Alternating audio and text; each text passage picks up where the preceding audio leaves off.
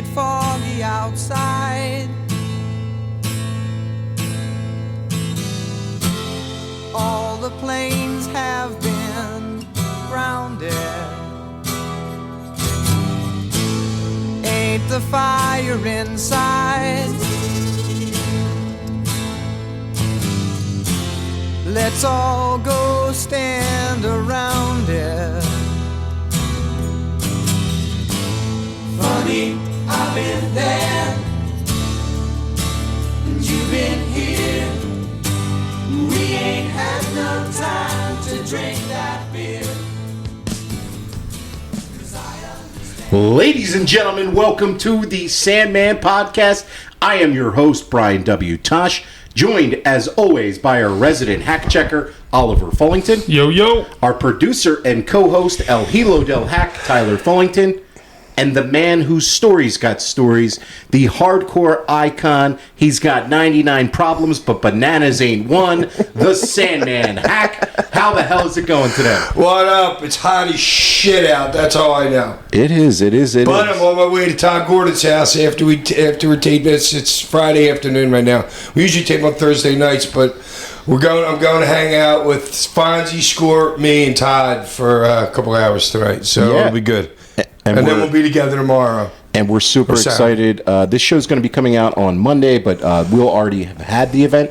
I know we're super excited to meet a lot of the fans out at Suplex Vintage Wrestling on Saturday. So if you guys haven't had the opportunity, definitely check out our social media feeds. We will have tons of videos and pictures, and we're going to have a special show for you with Hack, Todd Gordon, Fonzie, and Too Cold Scorpio, a special bonus episode that Suplex is helping us put out. That should be out sometime next week as well, so definitely stay tuned for that. Yeah, and even if you're just in the Philadelphia, Jersey, whatever area, 628 South Street, Suplex Vintage Wrestling, check it out. Dude, they got some cool shit in there. Yeah. I'm a worker, and I still think some of that stuff is pretty cool. I've never been there, so it's a disgrace that I've never been there. I've never been there. So I can't wait to just check out the store and maybe spend some money. They might get me for a couple $100. Yeah, I mean, me and Hack only went into the front room for a couple minutes or whatever, and even just seeing stuff in the front room was super cool. I'm excited to see. Dude, it's 3 stories deep. They got a studio on the 3rd floor with a pool table, a sitting area, and stuff like that. So and they got a store down the street. So they're apparently doing pretty well down there. Yeah. Shouts out to Chris and all the guys. I know they've been big fans of the pod, and definitely can't wait to meet everybody and meet a lot of fans out there as well. Put on a cool event for you guys this weekend. Hack, I knew you were doing some bookings this past weekend. Where were you this past weekend? Oh, dude, you should know better than this. Was it Indiana? Ohio? Okay, Ohio? No. Indianapolis. Indianapolis, okay. Yeah, with Franny and Shane, Ted Fonzie, so it's a fun weekend, you know what I mean? But it was pretty normal. Pretty normal, okay. Are you sure you weren't trying to get into McAfee's Thunderdome? Is that what you were doing there? I would have went there. I didn't care if it would drive me 2 hours if I had to. I would have totally went to that place. Okay. Just to say I was there. I know, Hack knocking at the door. Let me know. Anybody in here? Yeah. You're such a mark for McAfee. McAfee! Yeah, you really are. I did see some cool pictures. People were sharing pictures of you. One guy shared a picture of you and his son. And he had a great story. He said, yo, kid, what's your best sport? And the kid said basketball. And then you guys pantomime playing a basketball game on the spot, and he broke your ankles. And then you told him to go pro. So that was a cool story the guy shared. I remember that. I was wondering why you came home with crutches. That was a cool story the guy shared with us. So if you ever have the chance, definitely talk to Hack at one of these meet and greets. He really loves talking to his fans, and it's really cool to see. You guys give me energy. Yeah, I've seen you do that, and you just absolutely love it. So that's super cool. We are talking about AEW Forbidden Door this past weekend. I know we had the chance to watch this show. I thought this was just a really, really awesome card, top to bottom. Some of the booking stuff I do want to get into, but overall, I mean, what did you guys think of the show, Ollie, Ty? I thought it was good. I thought it was good. Where some of the matches for me just not their typical work rate that I would say usually from an AEW pay-per-view. There was some really good stuff that they did, but as far as a whole, I didn't think it was one of their best, but still overall pretty good. Well, but dude, to me, the Cassidy match was really good. Yeah. I like who's the other guy that loves bleeding. Moxley. Yeah, Moxley. That match was pretty good. Oh, you like that? So let's get into we'll get into this, Okay. and that's interesting because that was one that was a miss for me. The show opened up with MJF and Hinchero. Hachicero. I can never say people's names. I butcher people's names. I apologize. This was a kind of an interesting opener. So you had MJF. This was his return match, and kind of, I don't know, in Long Island, it was I don't know. The work here was just okay.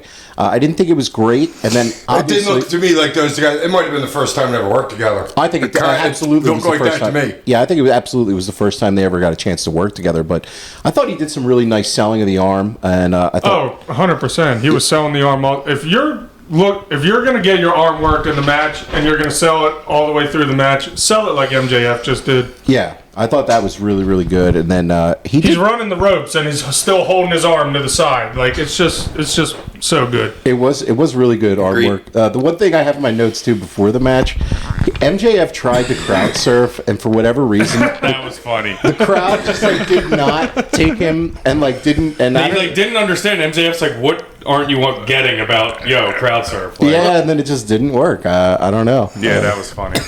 I didn't like his outfit. You didn't like his outfit? Yeah, because to me, you know how he changed his character from the dude with the scarf and everything, you know what I mean, to be like that more biker badass dude. So now he's got the like leather jacket, but it's got quilted in it and stuff like that. You know what I mean?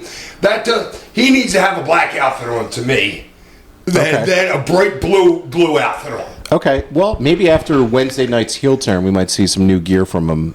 So I don't know if maybe that's a next layer of it. I'm not really sure, but yeah, I like that criticism, Hack. I also think, like you said, Hack, them working probably like the first time they worked together, but also MJF just coming back, realizing he's so smart. I think he's realizing his spot on the card.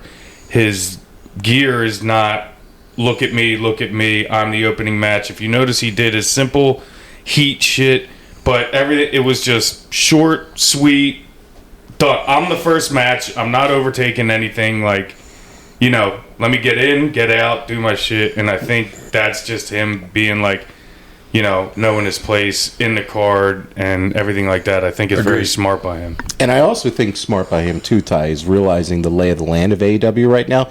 There's more faces to work with than there's heels to work with. So by turning heel again, you have a lot more opponents to work with on the other side. You know what? That's true. Didn't even think about it like that. Like it's just he's smart to see the lay of the land and the lineups. It's like, well, if I stay face, who am I really working with on the heel side? Yeah, he goes heel. He can work with Ospreay, Swerve. Now all of a sudden Daniel Bryan. He's got tons of opponents lined up. Yeah, So it's like he's already like a halfway kind of heelish, but Absolutely. he's turning it up a notch by doing what he just did. Yeah. the Yeah, other but night, too. I know, but turning it up a notch is going to fucking turn him more babyface. eventually for the Yes. next turn. You know what I'm saying? Yeah, Yes. for the next turn. Because they don't have, because their crowd's smarter than a WWE crowd, because it's just naturally older people in the crowd. There's more kids, you know what I'm saying? So WWE can get away with that, but that crowd wants to see you be more heel. Yes. So when he was doing things on Wednesday where he was like getting right in the guy's face and throwing trash on people and like that next Smack something out of one guy's hand or something. pushing the barriers of what a heel would do, like in modern times kind of. And I was like, okay, I really liked that heel turn. I thought that was big business by them and I really enjoyed it. And that's why it's going to get him over, because people appreciate him being a smart heel.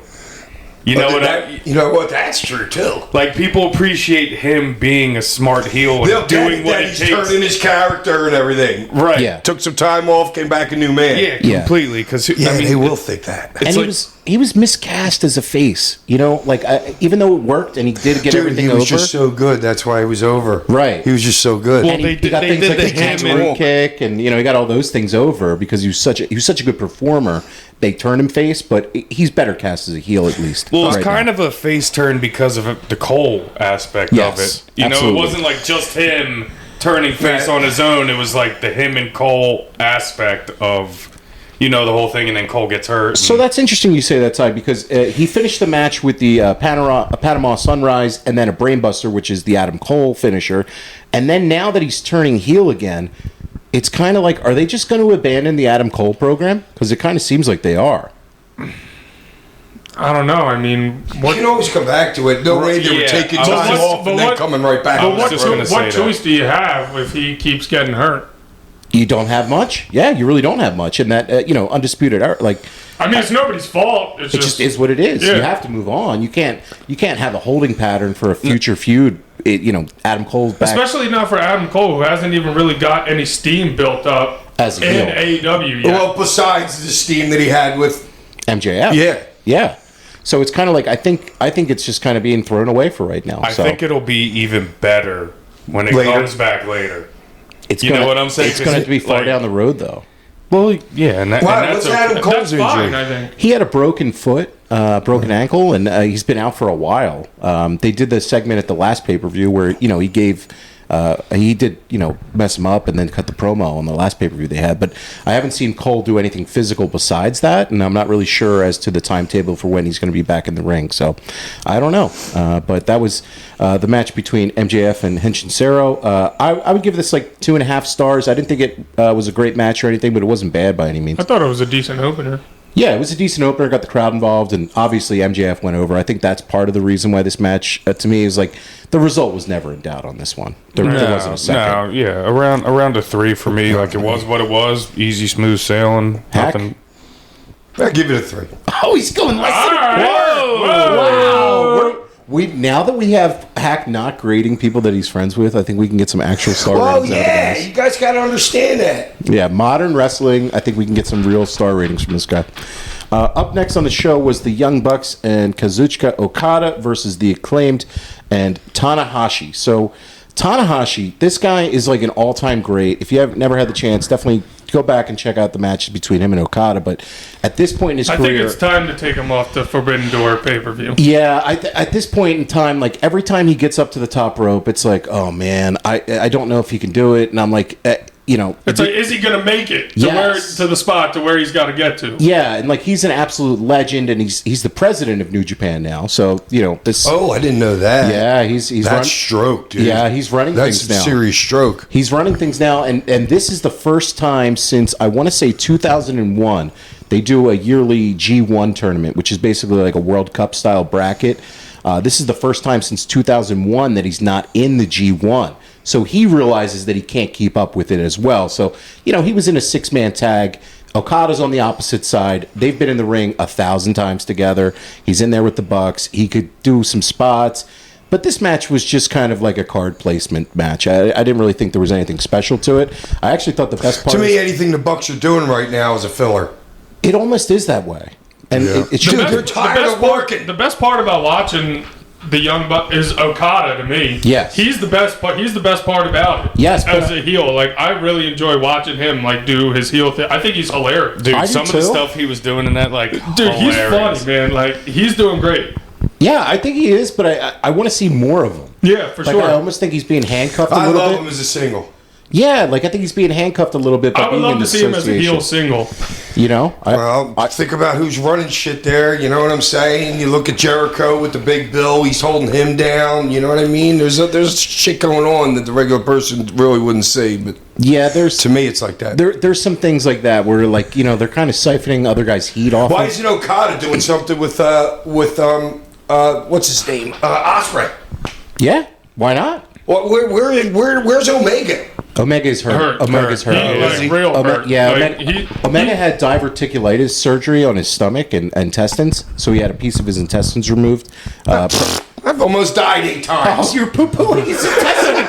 You know what? Dude, you got 1,800 feet of intestines. Take 2 or 3. Don't worry about it. It's a big injury, man. I'm just kidding. He'll be in the ring whenever he can if he can. And not to mention That he guy has loves vertigo wrestling. too. Yeah, that guy loves wrestling. Oh, you say he does? Yeah. Same Yeah. thing the girl got. Who's the gymnast that gets it? What's it called when she's in the air? She Simone moves- Biles?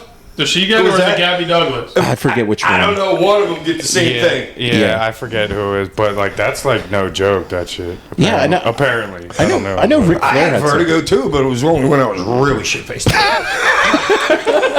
I guess so did I. Yeah, I mean, I don't know if that counts. So this match was just all right. They did a little super kick party, get rid of the Acclaimed, and then Okada did a flying elbow, and then Tanahashi rolled him up for a 2 count. And then there was a Rainmaker finishing Tanahashi around 13 minutes.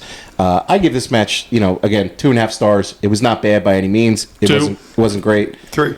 Hack goes 3. Yeah, 2.5. I like the finish. Yeah. Yeah, Okada I had like to get the the finish. Okada had to get the win there. It made sense. Up next on the show, this was definitely my match of the night until the main event.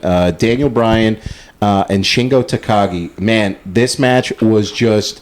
This was awesome. This was awesome. This was just straight up great work between two great workers. How long was that match? Seem long to me. Was that like 25? I think it was 20 minutes. 20 minutes, 19 seconds. Yeah. Dude, that match It was... seemed like it was I longer know, than that. it did. It did seemed seem like it like was 25, 30, I think the pace of the match probably had something to do with that because it was Probably. super, super slow, but it was great work to me. I mean, I enjoyed watching Takagi. I'd never seen him work before. Oh, you never seen Shingo before? Oh, No, man, so- he's a hell of a wrestler, Yeah, dude. so that was cool to me. And he seems like he's a little bit older, too, He and he is. can still go. So. Yeah. He is. He's no young buck, man. I mean, dude, that match was just fantastic. I loved a lot of the power moves. Like, Takagi's got a great power slam. He did Made in Japan, which is one of his best moves that he does. I love some of the submission work in this, all the different times Brian was trying to get him into Dude, the bell some lock. of them, when they go from one guy's got him into a submission to somehow slide over to the other guy's got him. And And then some do of a the cover. transitions, some of the transitions Yes. you've never even seen Dude, before. I'm like, what just happened there? And I had to stop it, rewind it, look at it again. I'm like, wow. So, Hack, do you think these guys are talking about that before the match? Or are they working it out in the ring that day before? And Or what? no matters how many times. See, it's like They've worked at least Here's- once before. here- I remember them having a match. this is the Dragons thing. Gate When you're USA. taught as a professional, wrestler to go through like lock up, top wrist lock, back wrist lock, all these things that you should be able to get into the ring and do that with any other professional wrestler with your eyes closed. That's your base. Yes, that's your base. That could be those guys' base, that ground game. They could, I don't know if they've worked together or not, but it certainly looked like they have. So if you got in the ring with Brian, you could do that Oh segment? no, he would wrap me up like Chris Chetty did in Detroit that one day in like 10 seconds. No, but I think if you're both on, if the level is that big grappling, but if you're It's both just on feel that. level. Yeah, if you're both on that level, there's only certain amount of things you could probably do to reverse more of the sophisticated holds. So Yeah. like once somebody goes for it, Yeah, but really, it's just this. You see a couple of those holds, guys are keeping their arm when they could easily pull that arm out from under the leg and stuff like that. Yeah. A lot of it's a little convenient, you know what I mean? You're not going to see guys in the MMA do that shit because it just doesn't happen. Right. You know what I mean? So, but only somebody trained would pick up something like that. The match was just great. Yeah, it was just great. It was fantastic. So Brian was starting to kick him in the head, and he got him in a triangle and was throwing elbows. Dude, some of them head kicks that were getting laid in. Oh dude. my Dude, God, he lays were them they? in. He lays That them was in. that was snug. He's getting you the net. He's hitting you in the right place. You know what I'm Right. saying? But oh my God, just violence, like really, really violence. Takagi got out of the elbows that were being thrown on him, and then Brian took him down again with an armbar and just torqued back on this thing until he finally tapped. And he didn't tap. I think he verbally tapped to the ref. something. Yeah, we don't it even was know. something We didn't hear it. yeah. Didn't the announcers might have even said something Yeah. like, Yeah, what they were happened? like, he didn't tap. He must have verbally tapped. But I like that though. I like that as a finish because it's like a fight. It was like a fight between them, and I thought this match was fantastic. Ollie, I don't know. Yeah, I thought it was great. Like I said, I really enjoyed watching Takagi. I'd never seen him work before, so it was good. I loved it. And to me, it's Daniel. Like you guys were in the beginning, I wasn't real high on Dan on him at first. You know what I mean? But the more I get him to watch him that style, the much more respect I have for him. Yeah. American style is like, blah, you know what I mean? But when you see him in against guys like that and the stuff that he can really do, he gets a lot more respect from me. Yeah, I And his arms are long, dude. The they are. kid's got like 8 arms. Yeah, I mean, Daniel Bryan, I mean, he's been trained by Regal. You could see the influence every time he steps in the ring. I think he's just a tremendous wrestler, and we're definitely going to miss him once he retires as a full-time wrestler, but I know... What do you mean, for the third time that he retires? Well, yeah, but we're going to get Did to... he sue Vince for a neck injury or something? No. How did he leave Vince? Was So, it a neck injury? He It break was, his neck? he had, I believe, concussions, and they told him he could never wrestle again. They made him retire. and then he eventually saw a number of doctors that cleared him, and so he was able to come. And he was able to come back in WWE. Well, and it was his neck too, was it not? He did have neck injuries as well. Yeah, but it was the concussions that they were more worried about, and he had a seizure at one point too. So I'm happy that he can just wrestle. But this match, fantastic. I would go about like 4.5 stars for this. Like, yeah, I'd say 4. Yeah, Hack 3.5. 3.5. Okay. Yeah, I would. Yeah, I'm in between like 3.5 and 4. The only thing, and I know it's the style of the match, but at some points it was just a little lull-ish for me. Like, and I know that's the style of the match, so like I appreciate it, but it was just a little Japanese too. match. Yeah, I think they were letting it was just breathe. a little. Which I understand. That's what I'm saying. But like, just for me personally, And it's it was a strong match too. You know what I'm saying? Yes. It really is. Yeah, great match. It was just sometimes at points it's like, there's too much downtime like kind of going on. That's all.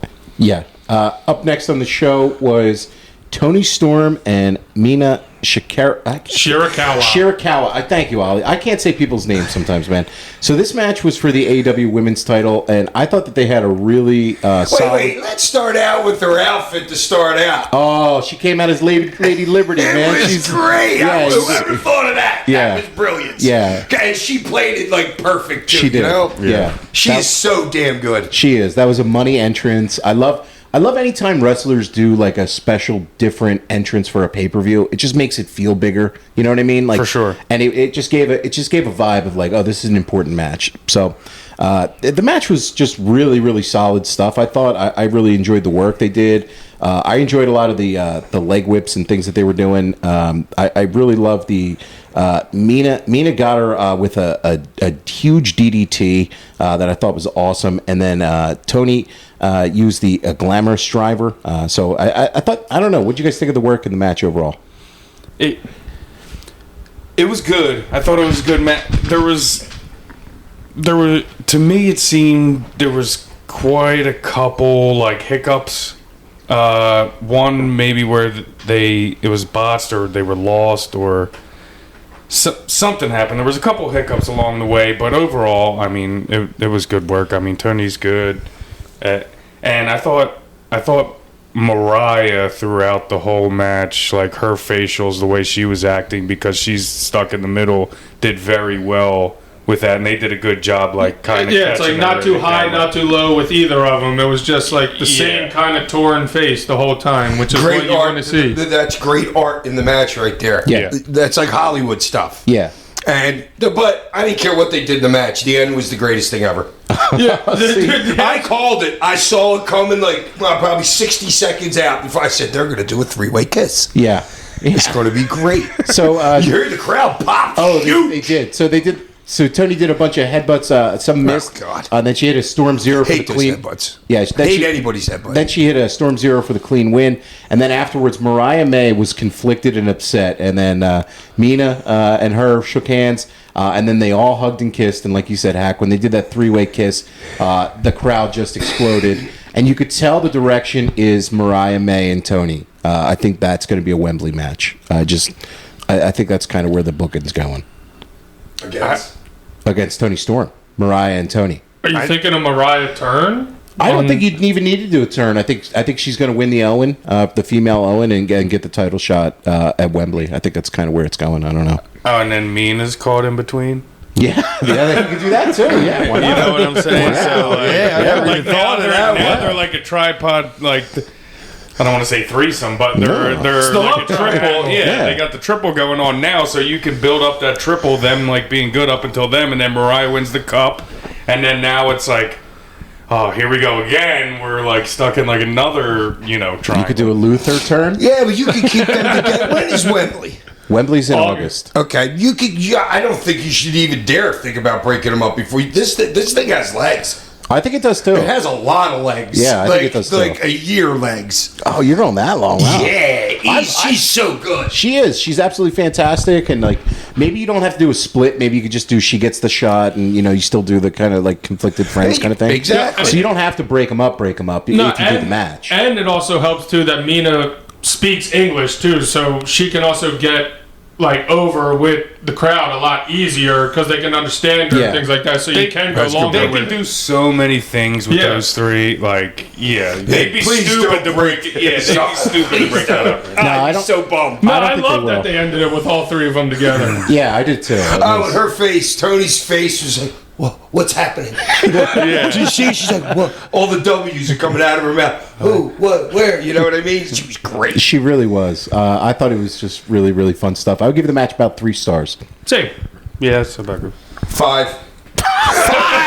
Just for the finish. Take that, Meltzer. Dude, that takes balls doing that. Well, nowadays, like, because they know WWE's trying to go to a riskier programming, right? You know that. Have you heard that? They're With the gonna Netflix allow you to say It- shit on Netflix. I think that's about Yeah, as but I risque think as there's they're going to be get. some more sex. There's going to be some more women violence and stuff like that. I just think that's a great answer to what they think WWE is going to do at Netflix. Listen, Howard Stern said it. Lesbians equal ratings. So Up next on the show was And Orange. blondes. Yeah, you love all right, blondes. relax. Yeah, take it easy, bud. You guys are going to go to He's the bathroom never- for a second. Talk amongst yourselves. He's never, you got that finish paused upstairs in your room. he's never met a brunette he liked ever in his life. This guy. If they were, I'd have them change their hair color. Swear to God. Yeah. Up next on the show was Orange Cassidy and Zack Sabre Jr., man. I don't know, Hack, have you ever had the chance to watch Zack Sabre Jr. work before? I would think yes at some time. Okay, man. What was your assessment of him as a wrestler? Good. Yeah, like Really he's just, good, but the thing is, everybody's really good now. right. Everybody's really damn good. Right, There's but- nobody that's not a good wrestler, dude. But what he does different than a lot of guys is he's not relying on the high spot. It's all these transitions on the holds. So like when you're watching the match with a guy who does a lot of like holds and counters like he yeah, does. but he could do that with him. Yeah. He could do that because Cassidy, you're dead. Cassidy can go too. Like really, he could really, Cassidy really go. actually surprised me in the way that he held his own. Like, Yes, absolutely. Transition Right. wise, That made him look different in other people's eyes. I thought that didn't know that he could work like that. I mean, I've known that Cassidy can go like that, but then I think that there's like sometimes people are like, you know, it's the gimmick and everything, but like when it comes to when that bell rings, like Cassidy can go, Do man. it all. Yeah, he yeah, can yeah. do it all, and I thought these two had a really, really good match. I really loved that submission at the end. I don't Dude, even the know finish what it was. is the best finish of the night to Dude, me. Like, dude. it's the best finish I've seen AEW do in a while. to What me. was that hold? He had every body part him wrapped up in a pretzel. Like, it was I just like love that finish was about it awesome. because it's putting the most credibility you can on Sabre Jr. for how good he is as a technician, and that he's just a little bit better than Cassidy. And it's like, all right, Grasshopper, like, Yeah. Well, and the credibility to Cassidy that he hung with him the entire match That it took- until he pulled out this octopus pretzel. yeah, whatever it finisher. was. And like literally, he was like, Did "Dude, they all have right, a I name can-" for it? I was more interested in what was going on. Joey physically Styles, than Joey just Styles the- would have had a name for it. I don't know if it has a name. I've never seen that submission before in my life. I thought it was absolutely incredible. Like I I was thought, sitting there just watching it, and like that happened. I was like, that was awesome. See now, did we talk? We didn't talk about the booking in between companies yet, did we? No, we Remind me haven't. that's part of it right there. That match. so yes, absolutely. So Zack Sabre Jr. is one of New Japan's. I wouldn't say he's one of their top guys, but he kind of is one of their top guys left. And Orange Cassidy, I know he's pretty well protected in AEW. I don't. Well, he he's- had the strap for how long? yeah, Yeah. months and months. For like ever. He doesn't do many clean jobs. I think he's probably done under 5 in the entire time he's ever been in AEW. So for him to do a clean job like this, you know, I don't think it hurts him whatsoever. No, you Not can't at all. hurt him. But it's a Can't hurt him. it's definitely a favor to New Japan. Okay, so was there any? All right, we gave him Orange Cassidy. Did they give us someone else? You're saying the show? concessions from New Japan? Yeah. I mean, Tanahashi did the job to Okada when Okada just left them. Okay, so that could be part of it. This for that. Yeah, Danielson? definitely. You follow what I'm Danielson saying? beat Shingo, so that's another This one. for that. And then the other big one would be Moxley later, which we'll get to later on. But I thought this work was absolutely tremendous. I think I have this about like 4.5 stars as Same. well. I just love that finish, and they went about like what 16 or 17 minutes or so. 16 minutes, 22 seconds. Yeah, Hack. What do you give it as a rating? 4. 4? Yeah, 4. 4. Okay. 4.5. I mean, yeah. how can you not? How can you not? Yeah. You don't know wrestling if you don't, like that's straight up, like they can work.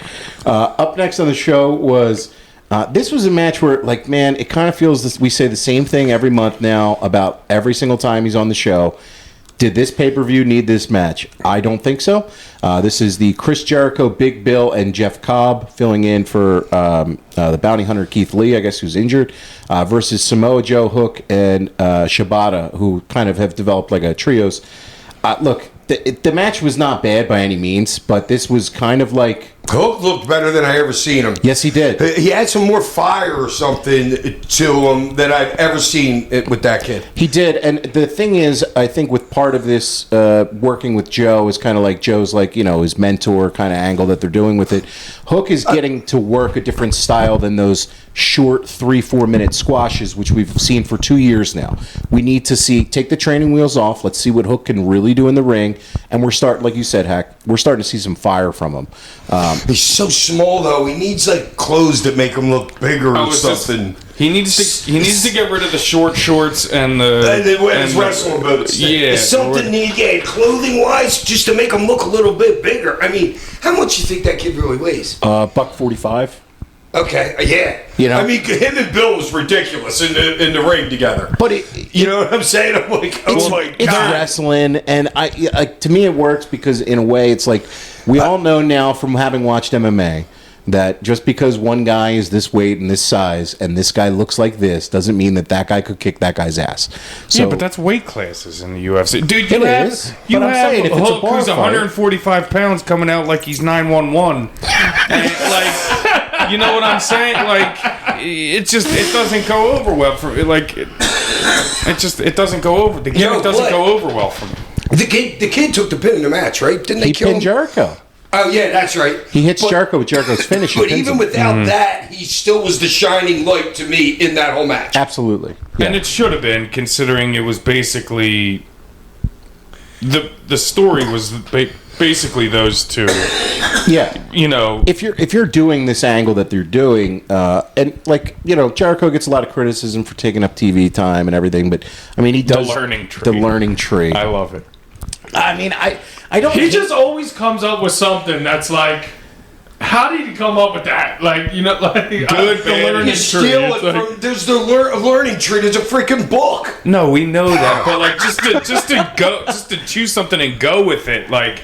You know what I'm saying? One thing into another thing. It's like, and just go. Like, no, he's no dummy. He was a wizard for a little bit. He's a smart dude. Yeah. What he's doing with this character is kind of like doing a parody. I think a lot of it, and this is... Yeah, I know. That's what I don't like about it, because he's doing the parody and the Bucks are doing the parody in the same company. I totally agree, Hack. That's what I don't like. It's too on the nose. One or the other. Right, and all this, like, irony, like...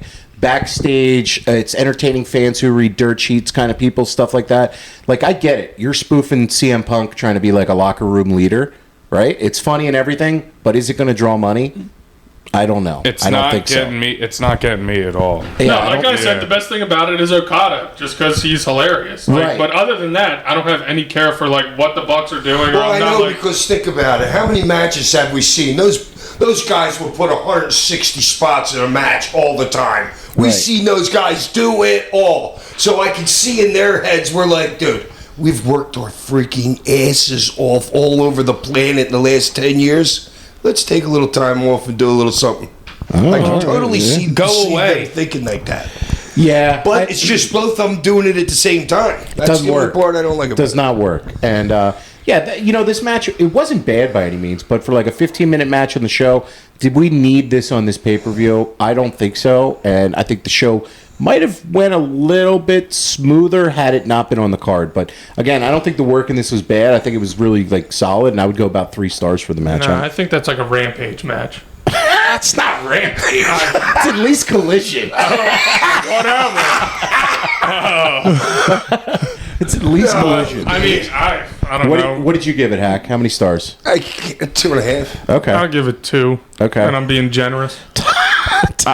Honestly, I was would go 2, but I'll give it a half because I like the finish actually. Yeah, the finish. He did hit it super strong. Hitting Jericho with his own move is kind of apropos, so it kind of like puts a little bit set up well. They're not puts no a little hitches. bit. It puts a little bit closure on that. That's how good everybody, those guys are. There's no hitches. Oh yeah, there was no hitches, and I thought Cobb looked really good in the match too. And the kid Cobb's awesome. And even if the kid didn't get the pin, he still made out the best of the match. You know what I mean? Should be the whole design and of that they were match. probably thinking, "Oh, Jericho." I could see them thinking, "Oh, well, let's get him over by pinning me." No, how about just getting Joe's like, "No, get over by getting in the fucking ring and fucking killing people." Yeah. No. So that was that match. Who? Never mind. What? No. What are you saying? Who's with Samoa Joe and Hook? What's his name again? Shibata. Yeah, Shibata. Does he wear like a 3-foot cup in his pants? I don't know, man. Maybe he's packing, dude. I don't know. Brian's I think Daniel Bryan wears one. Because he's got a Pringle can silhouette on like the front of his shit. Like, I don't know. It's just, I just had to get that out there if anybody else knows. He's got a Pringle can stuffed down his He's known trousers. as the wrestler. He's known as the wrestler, so maybe he's wearing a cup. I don't know. Yeah, I guess so. Up next on the show for the vacant TNT title was a ladder match between Jack Perry, LP, Takeshita, Mark Briscoe, Dante Martin, and Leo Rush. Now, ladder matches to me are they've entered the point that cage matches did like 20 years ago where they're like the most overdone gimmick match. And I kind of feel like I've seen everything I'll ever see in a ladder match.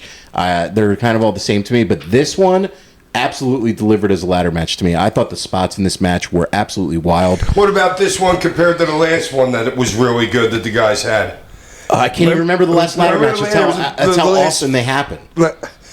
Who was it? I don't if you know. remember. I'm trying to think of it. But there was a really good ladder match. It was the tag team. Were you talking about the tag team one at Mania?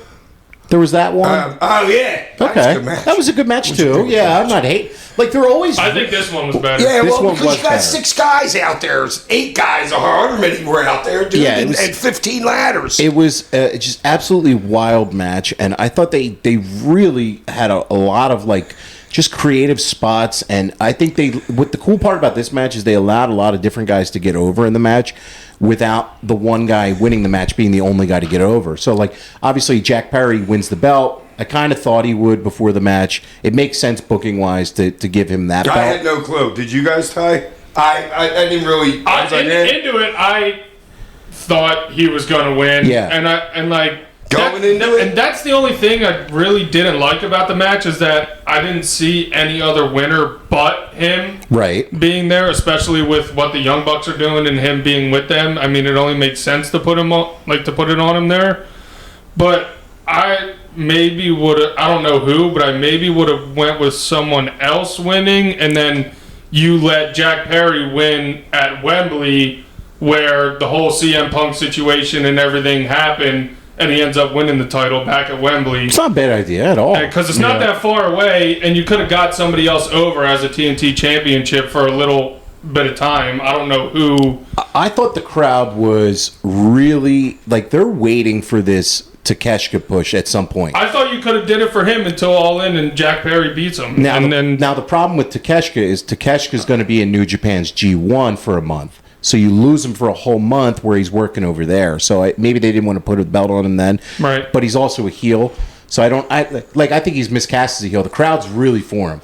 And that apron power bomb that he did to the LP, Blue Thunder Bomb, the Blue Thunder Bomb through the table was like an all-time Great spot. Yeah. I was like, dude, that is absolute money. I love that spot. I thought that was... and the dude Phantasmo he took a bunch of bumps in the match. Same with him and Leo Rush. Phantasmo had a great match. Yes, he did. He's one of the guys he's good. He's good. Is he the one that took the Blue Thunder Bomb? Yeah, he's good. Coming out of that match, I thought he was a very big bright spot. Yeah, absolutely. In that match. He's one of those guys. I thought the same thing. Yes. So, like, out of that match, you had a lot of guys that didn't win but got themselves over. And he's one of them. Poor Leo Rush was taking everything. Dude, and he's hurt now, too, actually. So, unfortunately. I love Leo Rush, but he's got a lot of injuries always. Yeah, who won that match again? Jack Perry. Jungle Boy, that's Jack right. I'm trying to think did you guys start thinking about, like, who's winning what? Because I forget, you know what I mean? I want to see if there's something going on.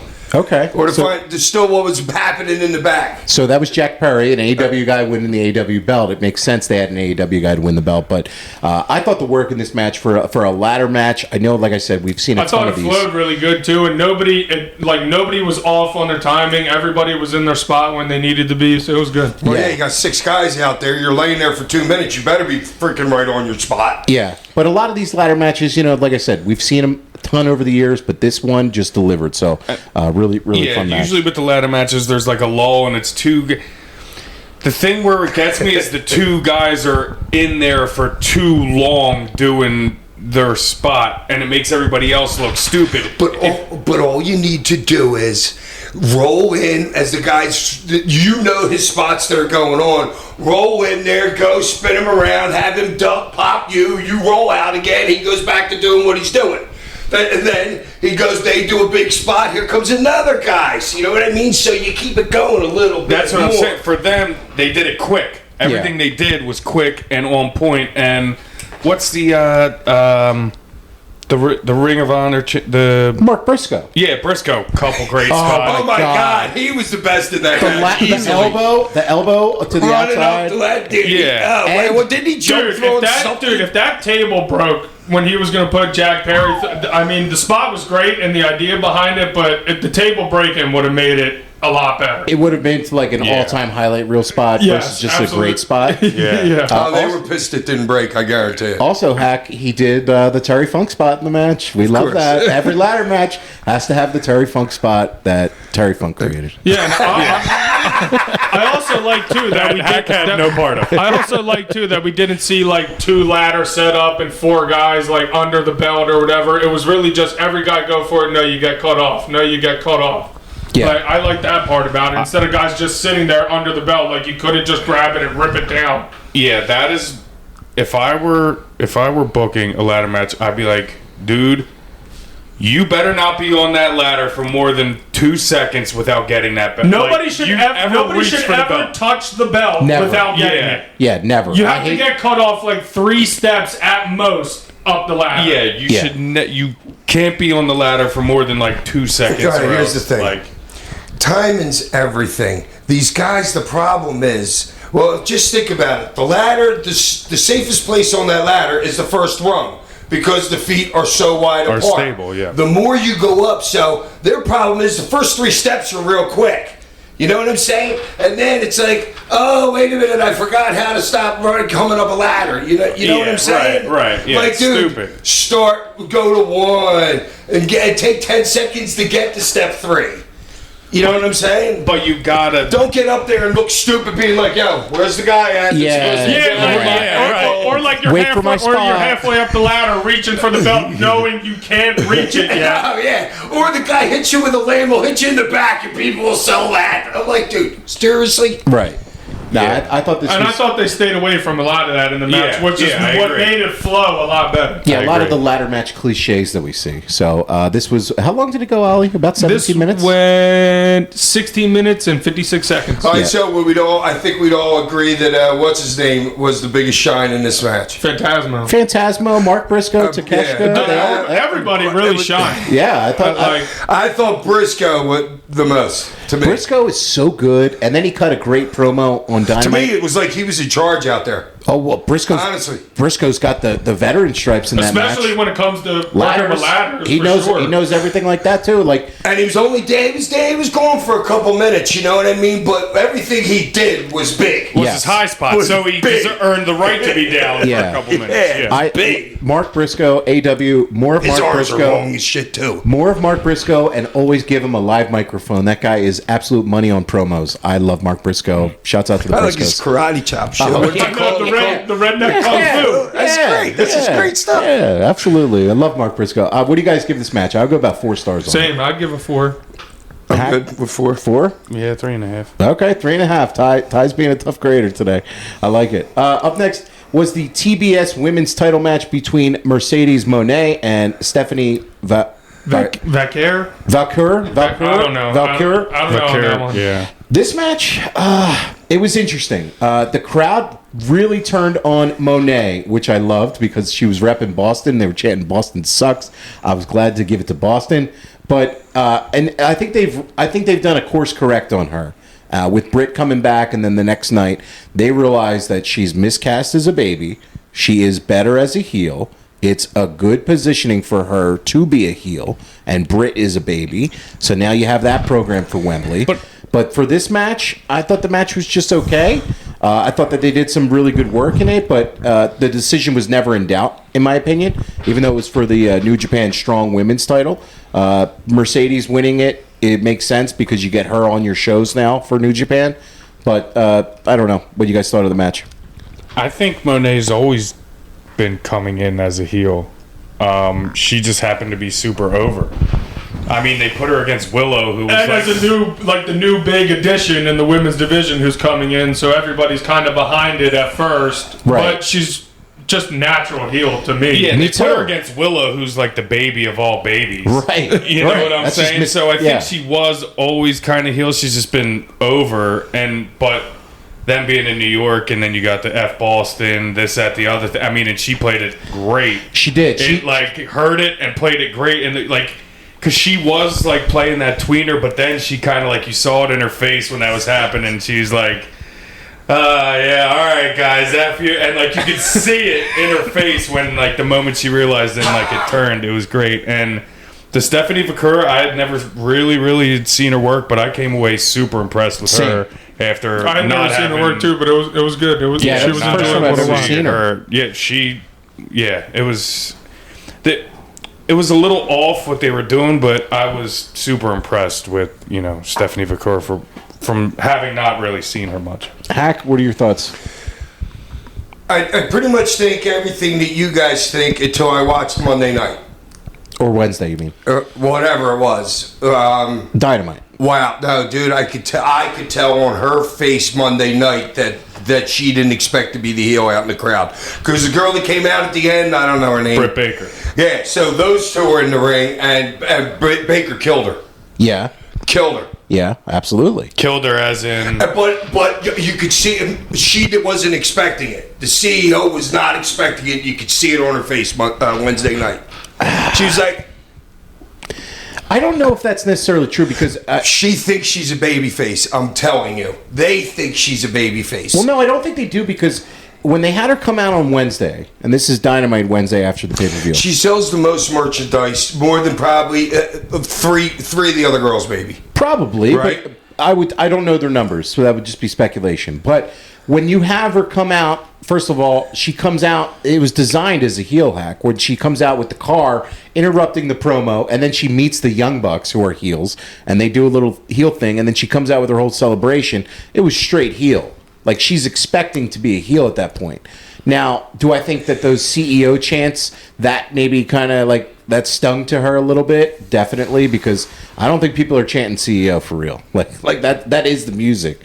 That was a good line by Britt Baker on her. And I thought, did Britt win that promo battle? Yeah, I'd say she did, but maybe that's by design. And I also think that there's no way that they couldn't have known she was a heel after the pop that Britt got when she came out after the match. You know that Britt's going to be the baby I know, face. I would think that too, but... Well, I didn't even know the other girl. You don't know Britt Baker at all? No? Okay. She's been she hasn't really worked that much since Hack's really been back. That's true. Watching, Yeah, so I didn't true. really know her. You know what I mean? Whether it was heel or baby face or not. I'd already just saw the Japanese girl do her in that match. She shined way more than the CEO did. And the crowd knew it. The whole match, they knew it. Yeah, the crowd, though, also was kind of against her because of the whole Boston thing.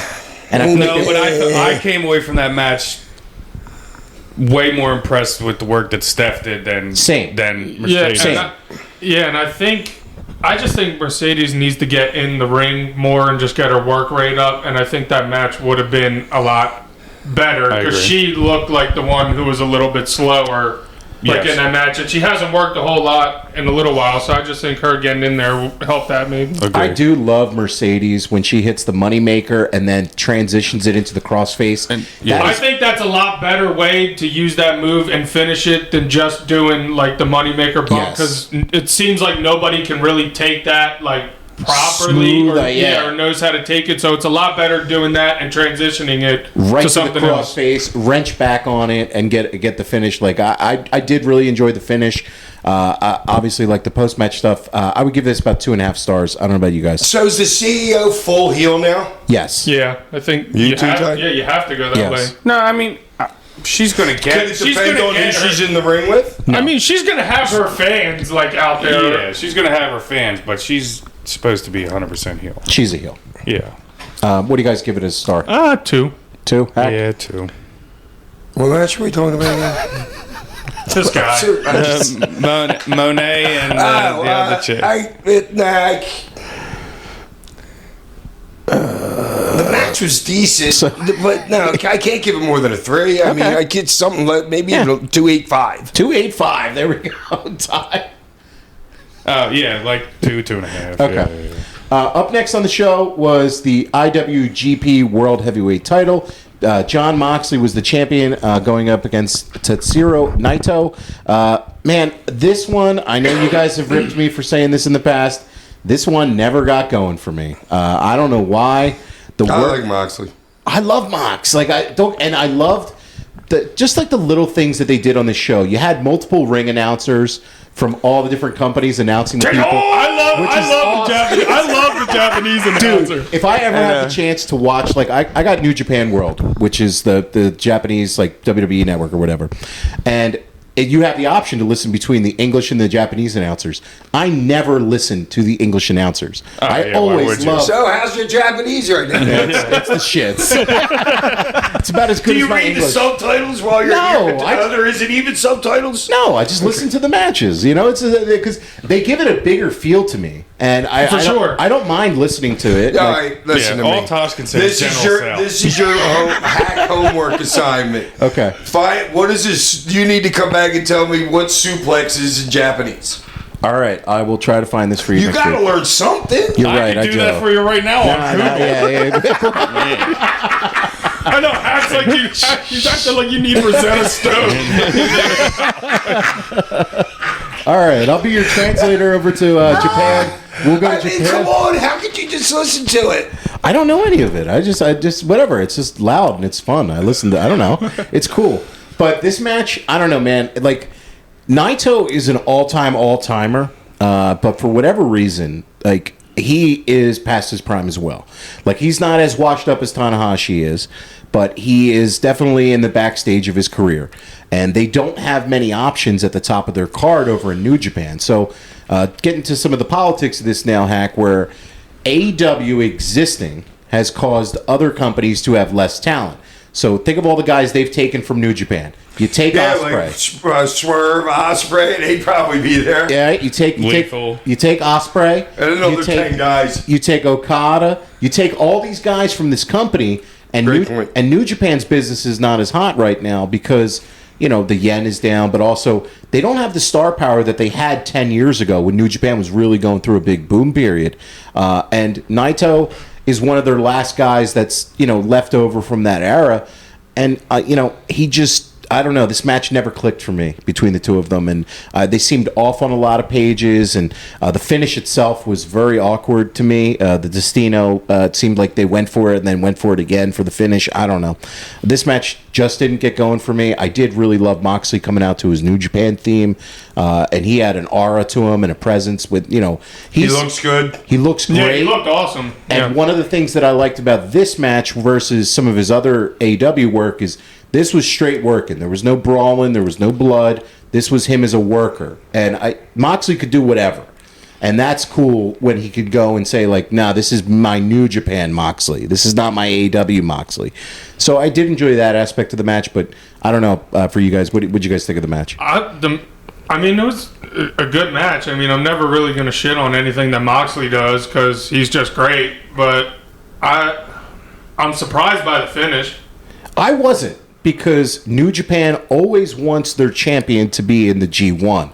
Moxley wasn't going to go over there and do a G1 for a month. But doesn't he normally do the G1 tournament? He's done it before. Maybe he's getting a little older now. It's a lot. Like, Yeah. it's a grueling schedule to do that Are G1. you kidding me? It's brutal. And you have to bring your, like, for those matches, you got to go, like, We're talking WrestleMania main event like level of work for 7-8 matches. Well, do you know how long he held that New Japan belt for? It doesn't seem like Just it was a that couple long. months. So Yeah, it was I was like, gonna say what it was wasn't it? long. What was Just it a couple for? months. Is my like take on it? Is like, what was it for then? Maybe This, maybe to get him over, to get their guy Naito over for the yeah. G1. they also ran a couple shows in America, New Japan during this time period. So maybe it was to try to up the houses on those shows. Maybe. I don't know. Right. It's Not like it hurts anybody or anything. It was just it doesn't hurt him. And I know for Moxley, like one of the reasons he left WWE in the first place was so he could do things like this. And winning the IWGP belt was something big for him. And it was cool to see him have that. But for me, this match, I don't know. Hack, you said you really liked this match. Oh no, I like him more than a match. Okay. You know what I mean? To me, he's like a 9.5. You know what I mean? So I take the 0.55 and divide that by 9.5, and 0.55 will be 10.05. So I'll take that in half, and that's what I think. Okay, Scott Steiner over here. What? That's my star rating then. So what would it be, Ty? If I was if you had a 10 point, it would be 5.25. That's what I give the match. I didn't even know where the fuck you were even going with anything that you just said. That's you were just some hack throwing math. numbers out there, and No, I'm like, my numbers are correct though. Just because you can't understand how I got there, do the numbers and they're exactly correct. well, we have a 5-star rating system, and you throw out 9, 5, 5, 5, we only have a 4-star rating system. All right. It's That's how 5. much you know. It's a Oh, it is? 5-star rating system. More just because you can't understand it. Oh, all right. There we go. And speaking of 5 stars, the main event, the AEW World Title match between Swerve Strickland and Will Ospreay. This was absolutely tremendous. I thought the work in this match was just fantastic.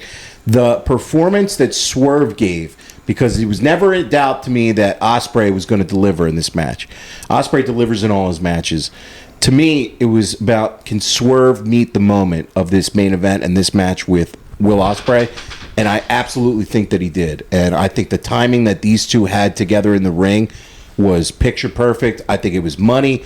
And I think you have future business down the road between both of these guys in a rematch. I absolutely thought this match was just tremendous. One of the best matches of the year.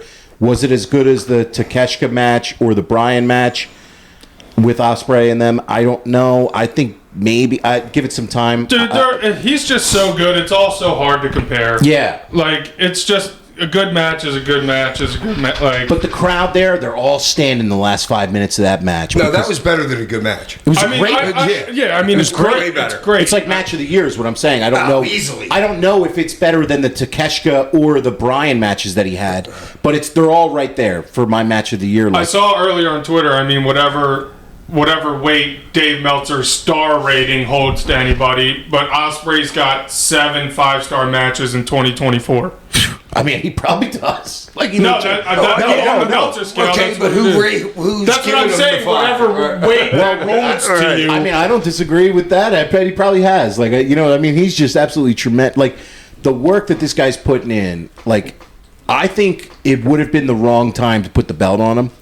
And I think they made the right call by not putting the belt on him because now he has something to chase. He has that down the road to chase. And he doesn't look any worse for wear by not winning that match. No, I He's not saw, any I less saw something over. on Twitter. Also, I don't know about like how true it is or whatever, but Ospreay wanted Swerve to win that match because everybody's talking about like basically put it like when's Ospreay going to win the belt? When's Ospreay going to win the belt? So he's like, no, like this guy's not a placeholder for me. Like I want him to win the match. He's our champion. Like my time's going to come.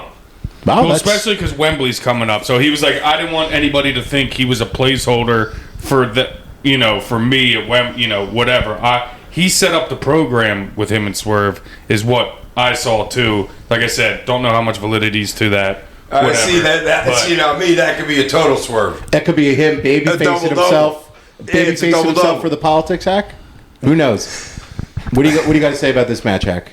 The match was unfreaking believable. There was at least like 4 times where I'm watching and I go, "Oh shit!" Dude, I don't think. I mean, If I'm doing that, I'm loving it certainly doesn't look easy, but I don't think people understand how good of balance and how athletic you need to be standing on the guardrail and be able to jump up and do a hurricane like Yeah, and that's get up fucking like retarded. that. Or the pile driver. Or the pile driver he hit. Like, dude, those spots. How about the spots? This to me was. And by the way, that's not a move that you can practice. No. You go out there and you do that. Right. The move of the match, though, to me, as athletic as Ospreay is, Swerve hits the double stomp to the outside onto the table. When he hit that move, Whoa, yeah, thank God. What's his name? Jumped Jumped the yeah, that's great. You How we have to picked jump that up. for it, or you're gonna break your spine. on the corner. I said it live. I'm like, good job jumping out like Ospreay. I'm like, dude, you would have I bent was your back in half. that was another And it's a good job by the announcers putting it over, saying Ospreay jumped to maybe try and get out of the way, whatever. Yeah. Like, just giving credibility to the reason why he jumped, because obviously he doesn't have to jump, but no, that match. it looked awesome. I was on the edge of my seat watching it. Like, that was just absolutely like two master performers at their best, going toe to toe for the belt. They made the belt seem like it was a big prize. It was the one thing I do want to note too is about the interference. Maybe at the end, there was no interference on this show whatsoever. Don gets involved a little bit at the end. Ospreay turns down the screwdriver, and it kind of cost him the match. He breaks up with him the next night on Dynamite. I don't know where they're going with that. I'm glad that he's getting away from Don. He doesn't need the association with him as a But I babyface. think he could have got away from Don without him being involved in the match. Yes. They could have got around it some other way. No, but I think they did a good job of not making it so that Don. How am I trying to say this?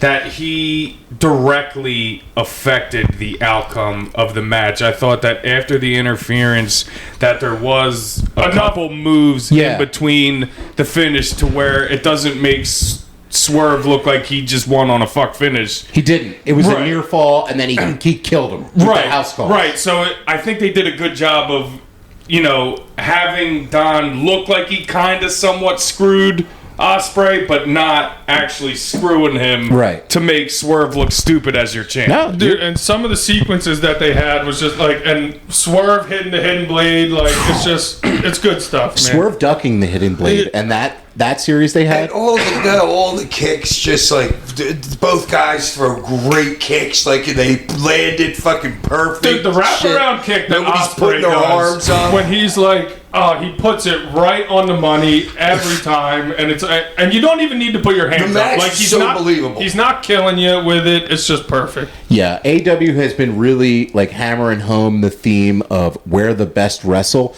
and when you put on a match like this, it's hard to argue that this is not where the best wrestle.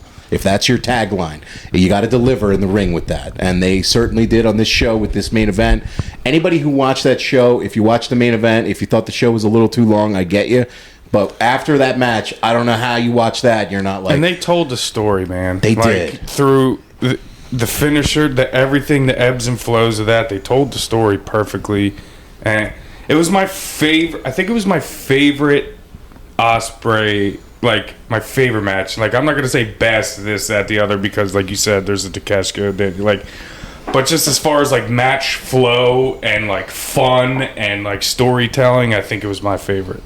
I can't disagree with you, man. I think that this was, the time will tell how classic it is of a match, but I give it 5 stars. I don't care. I'll give it 5 stars. Yep, 100%. I'm going 5. Wait, hold on for a second. I want to talk about the screwdriver. Okay. The fucking. All right.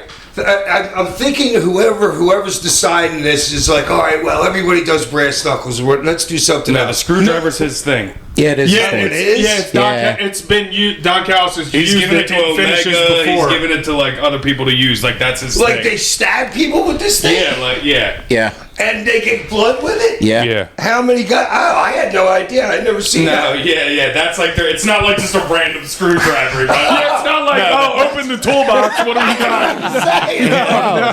No. That's What like else we got? Janitor over here. Let's see what he's got. Wrench out. Yeah, that's his thing. Like that's like his thing. So it makes sense if that's what you were going for. Oh yeah, I hated it. I'm like, what are you gonna stab him? Yes. Yes. Yes. Hack, what'd you think of the match, though? Come on, that's a 20. A 20 stars. Yeah, take that, Meltzer. What are you giving? What, Meltzer giving 5.5? Yeah, I think it was 5.5. Fuck your 5.5. Hack's going 20 stars. I think a match of the year deserves more than a 5. Yeah, Hack's going 20 on that motherfucker. What do you got to say about that, Meltzer? Yeah. Eat shit. Eat shit. Why? What did he say? He gave it 5.5. 5.5. Oh, all right. Yeah, but you're going 20. He'll go over 5 for matches, but it's like... Yeah, I know, but that match was fucking great. Yeah. It doesn't get any better. It's like, how does it get better? That match was so entertaining. It was. It really was. You turn around, boom. All right, a couple seconds, boom. It was great. Yeah, okay. So, Hack, take that. I hope we go viral with that take. Hack gave it 20 stars. Fuck you, Meltzer. Yeah. Somebody come over to Hack 20-star shirt. Yeah, what 20, we gonna Hack there? 20-star shirt. So that was... That'll be my next Christmas present. Yeah. He'll be on to something else by then. So that was... It'll be Don Callis with the screwdriver with a shirt. toolbox looking at everything. Cyrus the Virus. Yeah, we're like Excuse me. Yeah, we're the dude in the dude Don on the face of the dude with the Home Improvement with the It's Old Man Taylor. Yeah. So that was AEW New Japan CMLL and Stardom's Forbidden Door 2024. I thought it was a really good show, so I certainly enjoyed that. Up next here on the show, we are doing a topic that was sent in from one of our favorite questioners. He sends us in questions. This was suggested a while back. So Brian Mills out in Calgary sent us this question. Did he get his daughter back yet? We still don't know if you've gotten your daughter back, Brian. I hope you have. Jesus, but, Brian, come on. He wanted us to get our all-time Right. favorite from the gang's personal Mount Rushmore, as in 4 guys you've loved watching the most over the years. So that was his question sent back to us a while back, and we're finally doing it. So this is our 4 favorite guys. So it's not like we think are like the biggest stars in wrestling. This is our 4 favorites. So I'm going to kick it off with you, Ollie. This was so hard, man. This was impossible. Like, Yeah. my brain was racked. A couple are really easy to All do. right, so we're starting with me. We're going to start with you, Ollie, kicking it off. Jeff Hardy, number 1. Jeff Hardy. Wow. All right, so why did you pick Jeff Hardy? He's awesome. Yeah, he is. I just always loved Jeff from like all his innovative moves he did, all his work in the ladder matches. I mean, I loved all those ladder matches, and he really like put the ladder match on the map with Edge, Christian, the Dudleys, and he's always been the big risk taker in those matches, always doing the high level stuff, going off the highest ladder, doing the most risky thing you can do. So I always loved watching it. He was an easy pick for me. Yeah, I mean, I can't argue. Like, total innovator. I mean, those ladder matches between the Dudleys, Edge and Christian, and the Hardys, those are like formative for and wrestling. even he was always kind of more popular of the two in a tag, but he was also able to branch out in singles and do so many good things as a single wrestler and be popular that way too. He held the WWE World Title. Yeah, I mean, he was always under pushed to the level of how over he was too. So they never really pushed him, and the crowd was always behind him. He was always a big merch guy, and he was an innovator. And even all the stuff he did in TNA too, he was top guy there, doing it all there too, even when he wasn't in WWE. So he's been everywhere doing it all and uber over everywhere he's been. Yeah, no, absolute legend. I can't disagree, man. That's a really cool pick there. Hack. Dude, there's a zillion people. Oh, okay. We'll go Ty here. Ty, first choice. All right, so I'm gonna do kind of a little bit of a mix here, but I mean, It's hard. It's just hard. Yeah, so Flair. Okay. I have to go Flair. Just growing up, watching him from when because me and Hack would always watch matches growing up, and I could call his matches his next spotter, but he was just so entertaining. Every time you watch him, he's just super entertaining. He's one of the Limousine riding, jet flying, Kiss stealing, and I wasn't even really alive or able to really watch it with his earlier promos and stuff like that. So I knew him later on in life, but still then he was just so entertaining to me every time I watched him. So I mean. No, it's Ric Flair. What else can you say? He's an absolute legend. He's the perfect personification of a wrestler, larger than life. That's exactly what the wrestler is. And was at that time for sure. Yeah, and every time he comes up, it's just I'm entertained. Everything he does, like even now, I'm like, dude, Flair, like you're killing it. Right? Like, you know what I'm saying? Like everything he does, like super entertaining. No, he's an absolute straight superstar, and the work in the ring, you can't argue about it. I mean, that's just fantastic. So, Right. yeah, I totally can't. Up first for me, I'm going with the legend himself. I don't think you can tell the story of modern professional wrestling if you don't include this guy, Terry Funk. The Funker did it all from everywhere, from territorial days to Japan to America. He never conformed. He was always himself. He was a one-on-one, and he was against the grain. And he would go and adapt to the modern times. And I think a lot of times, a lot of older wrestlers are like stuck in their ways. And if you think anybody would be, it would be a guy from the 70s who came up with his father as a promoter, as a technical wrestler. And instead, he embraced ECW and that wave. And he saw the style changing. And he always was aware of where the business was going. Terry Funk, man. Absolute legend. Oh, complete legend. I mean, heck, you can speak to him. I don't have. I mean, because I've worked with him, everybody knows that. But I didn't get to see him a lot, like growing up. You know what I mean? You watch a lot of stuff. You guys, so you weren't watching him live in Japan when he was. Well, I've seen tapes over the years right, now. And stuff so that's what I'm saying. And I was like that kind of guy, even though there was guys in the business like that. You know what I'm saying? So Funk wasn't until.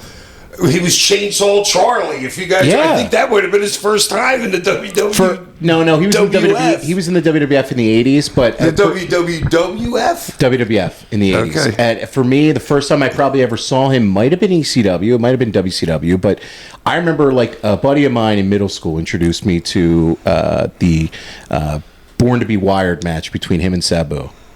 And I'm just like, what the hell is this? That was the barbed wire match. Yeah. Right? Yeah. And I'm like, what the hell is this? This is wrestling? Like, I'm watching this on a tape at his house. I'm like, this is professional wrestling? And it's like, he did that. But then if you go back and watch his work, I mean, he was a straight up technical god.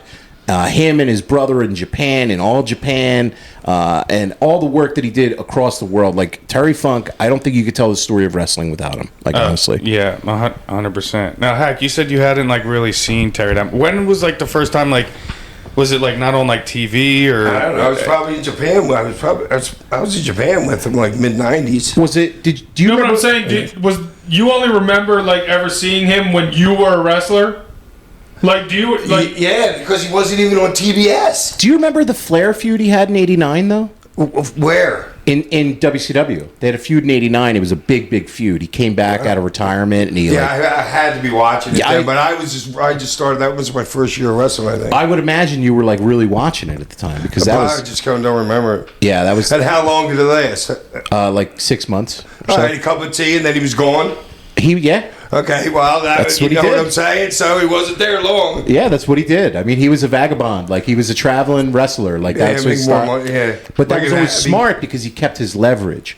He never allowed Andre. he never allowed the promotion to tell him what to do. He told the promoter what he was going to do, and that's he kept that to the end of his career. And I thought that was always so cool. Like, fuck you, I'm Terry Funk. Yeah. Hack, Nice. who do you got as your first one? Well, this thing is so hard. I have like 13 or 20 people here, and one's like like 85. You know what I'm saying? So whatever you go. Flair. I'm gonna go with Randy Orton. Randy Orton is your Mount Rushmore. Yeah. Why do you pick Randy? Oh, just because he's great. And he's still great. Okay. How long has he been doing it? I have Randy on mine as He's well. been great Okay. for a long time, dude. So I and think- he's entertaining, and he knows how to work an audience. Okay, so I think Randy Orton came up in 2001, 2002. It's 2024, and he's still going, and he's still at looks the top like of the his card. doll. Yeah.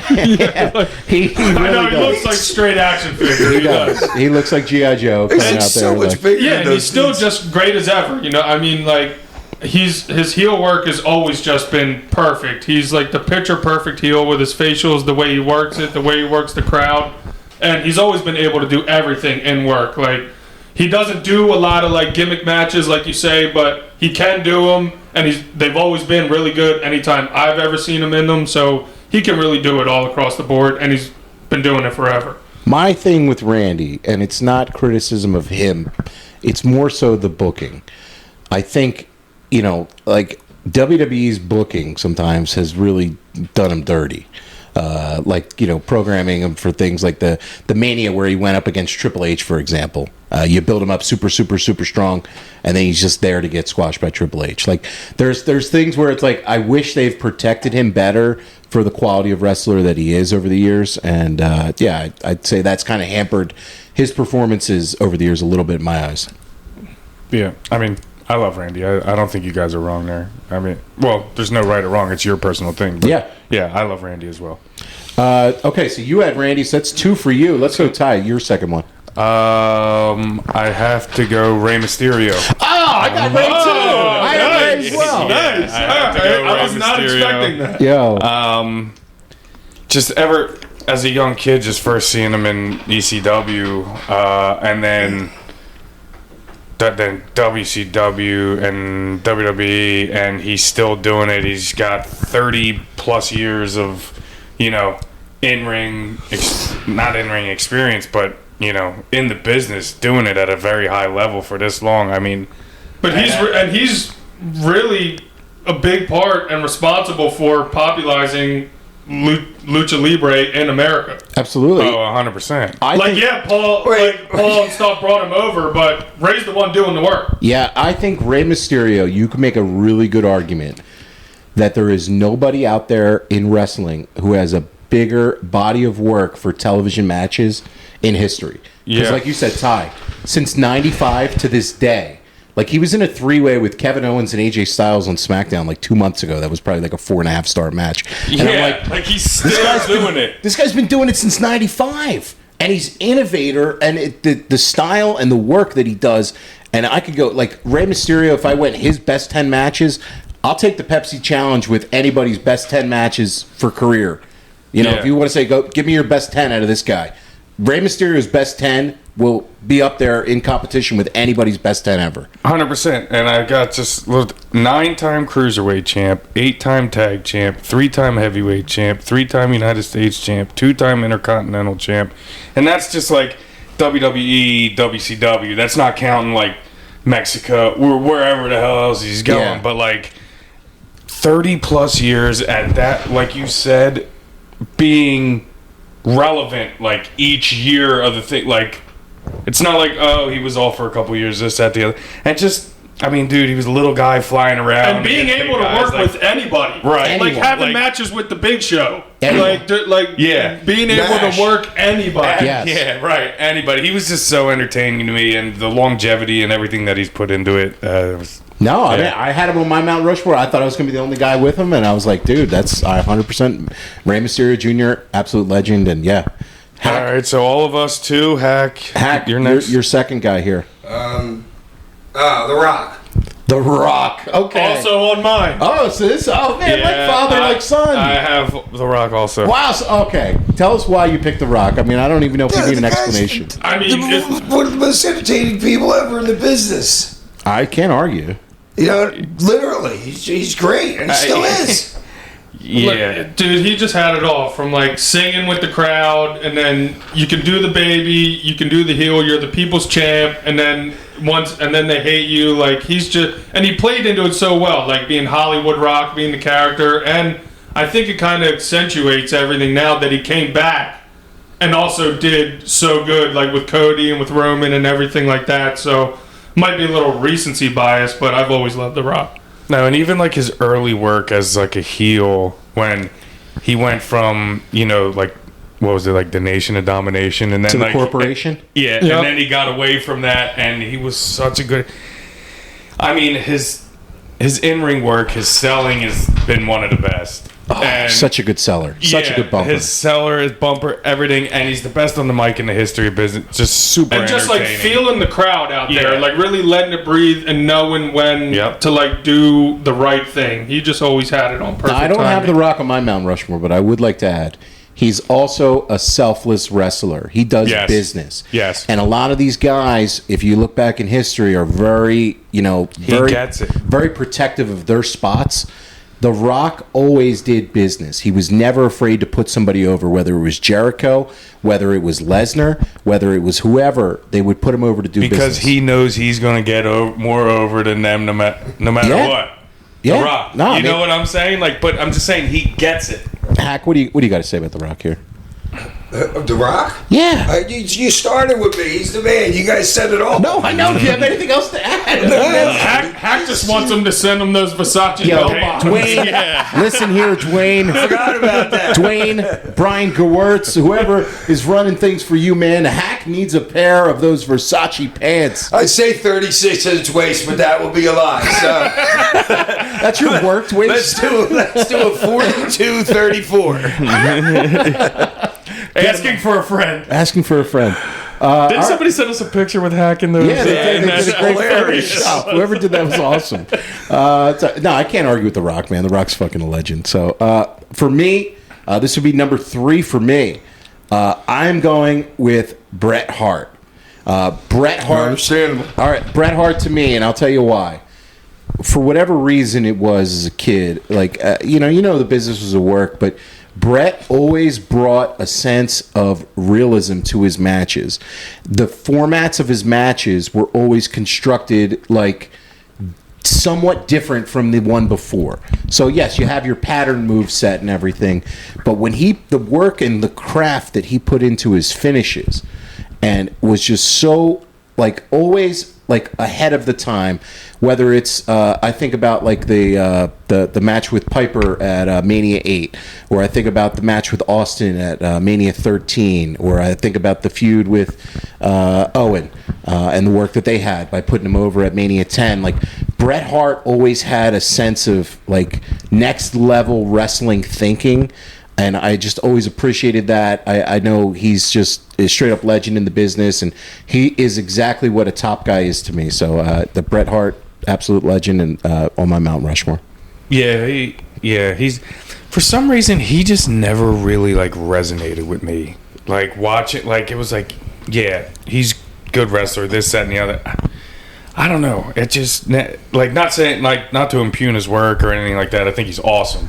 Like, I don't know if it was just, like, the character or if it was, like, something that, like, just never really, like, sat with me. You don't like Canadians. That's what it is. I like their beer more than him, I guess you could say. But But were you more of a Shawn Michaels dude?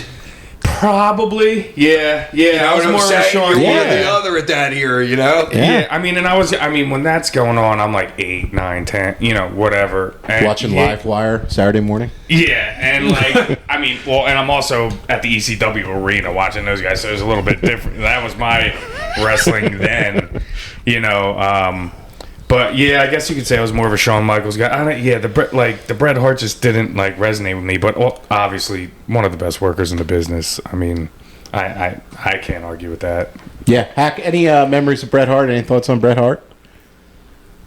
No, I was more a Shawn Michaels guy. Oh, boo. I think it might be the Canadian thing, though, too. Okay.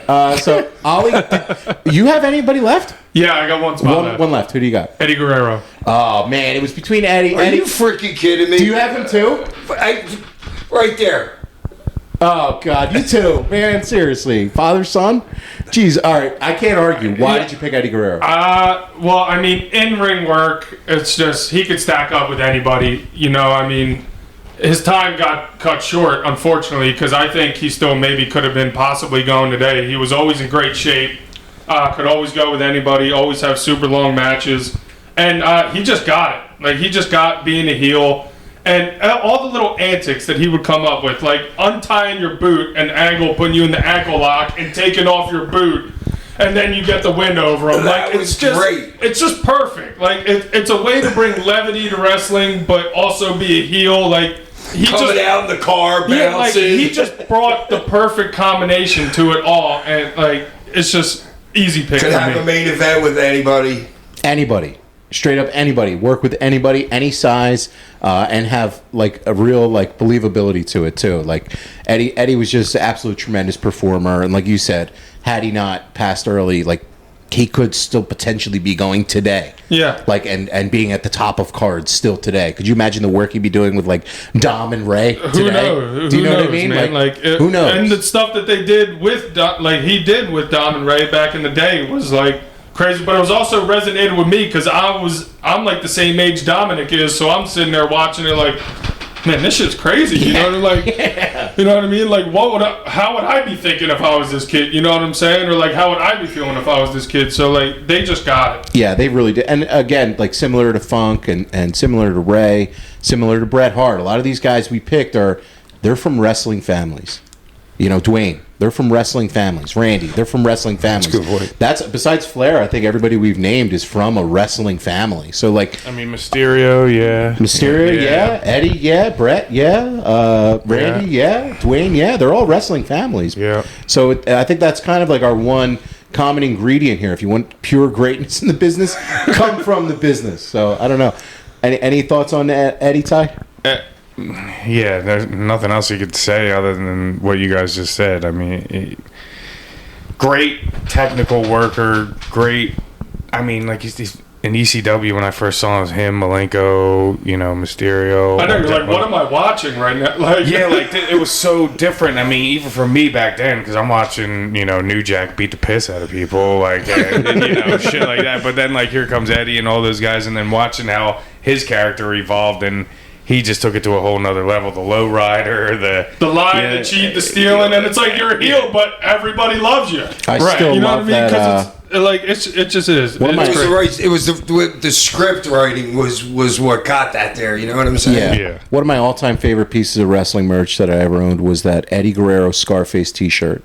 yeah, I Latino remember Heat that or shit. The whatever. Latino Yeah, Heat one, yeah. man. That shirt was so great, dude. Eddie Guerrero, rest in peace, man. Absolute legend. Hack. Any thoughts on Eddie? Yeah, love guys. Okay. You're up, bud. All right, so Oliver, you're done, Yeah. right? Yeah, you you're- have Randy, Jeff, The Rock, The Rock, and Eddie. Okay. But I can't narrow mine down to just 4. I know you can't, but it's just. All right, so I'll give you mine. Dusty could easily be there. Did you say Flair first? Yes. But did I tell you guys that Flair could have been on mine too? You said- Austin could be there. You know, Dusty could be there. Yeah, you were saying you kind of broke it down into era Yeah. like form, Yeah. but you being And I that got much future older than ones us. too. Oh wait, hold on to the end. Oh, Hold on yeah, to that's the a end whole for other, that. that's a whole other show. Who is your last? I just gave you mine. I already gave you All 1, 2, 3, 4, 5. Dusty, and Austin. All right, so Dusty, we'll go Dusty. and Eddie, he's another one of mine. 6. Okay. All right. So you don't really yeah, have you're 4. done. You just did a bunch. But I couldn't do superstar Billy Graham because he really wasn't around long. He did that stint in WWF WWF maybe when I was a kid. But then that was near the end of his career. You know what I'm But saying? it's your all-time favorite. Would Superstar be that though? Yeah, Yes and no. no, because it's no, Okay. because it's not enough freaking evidence. Not enough evidence.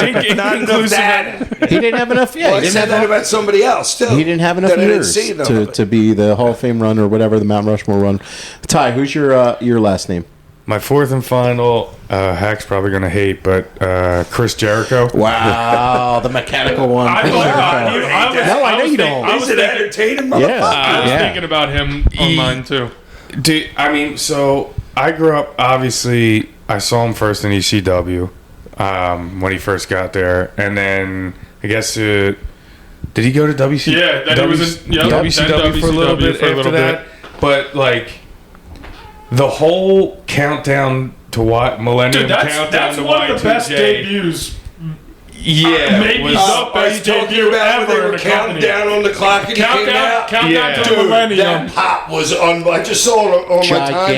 timeline recently. Gigantic. and I think that's the best debut ever. And it was what, like Ever. for like 6 months, maybe a year, that they were like kind of like flashing like the it wasn't Millennium that Clock. long, but it was long. It was And months. didn't he start out with The Rock, was it? Yeah, The Yeah. Rock in his debut I mean, segment. your debut Yeah, with Rock's in the ring. He You're like, interrupted The damn. Rock. He interrupted The Rock.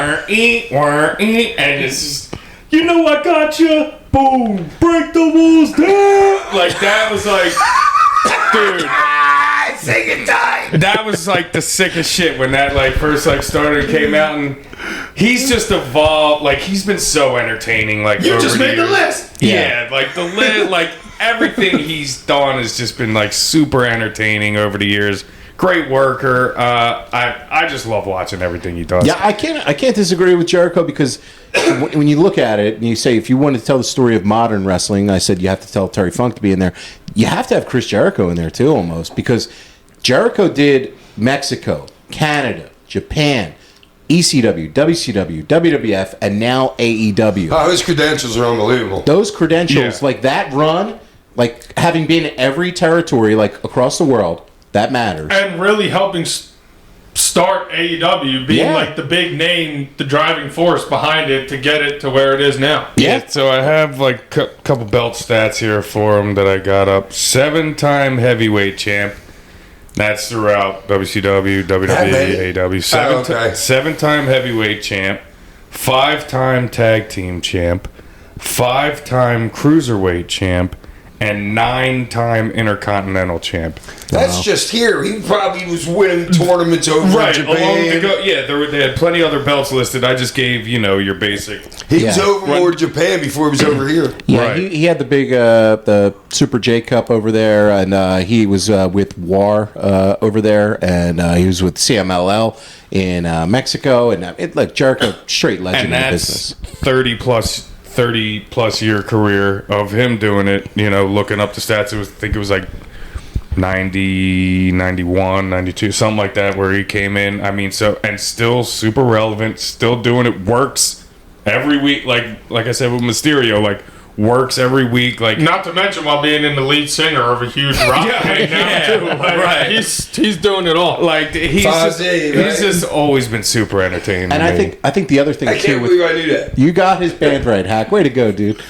It's probably because he's been texting with Fonzie, so he was like, Fonzie. Are you sure you didn't just say Fonzie and we just thought Yeah, it was that Fonzie? actually we're gonna take it back. next to him. We just landed. Let's check the VAR on that one and Yeah. see.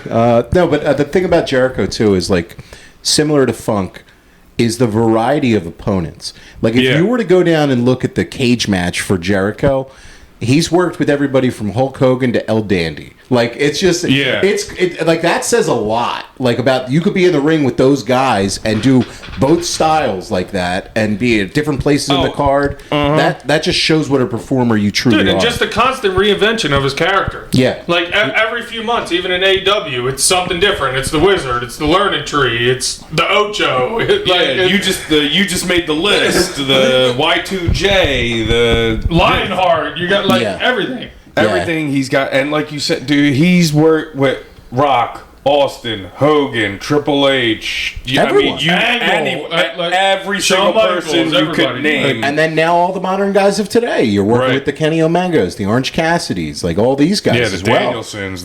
Yeah, like you've worked with everybody. Like like I said about Terry Funk, you can't tell the story of modern professional wrestling without Terry Funk, and that's the same for Jericho as well. Yeah. So great So that is selection. my fourth. My last one for me is my fourth here.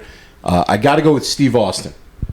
Steve Austin, to me, just nobody has reached that level of popularity that Austin got to in 98, 99 since Austin got to that.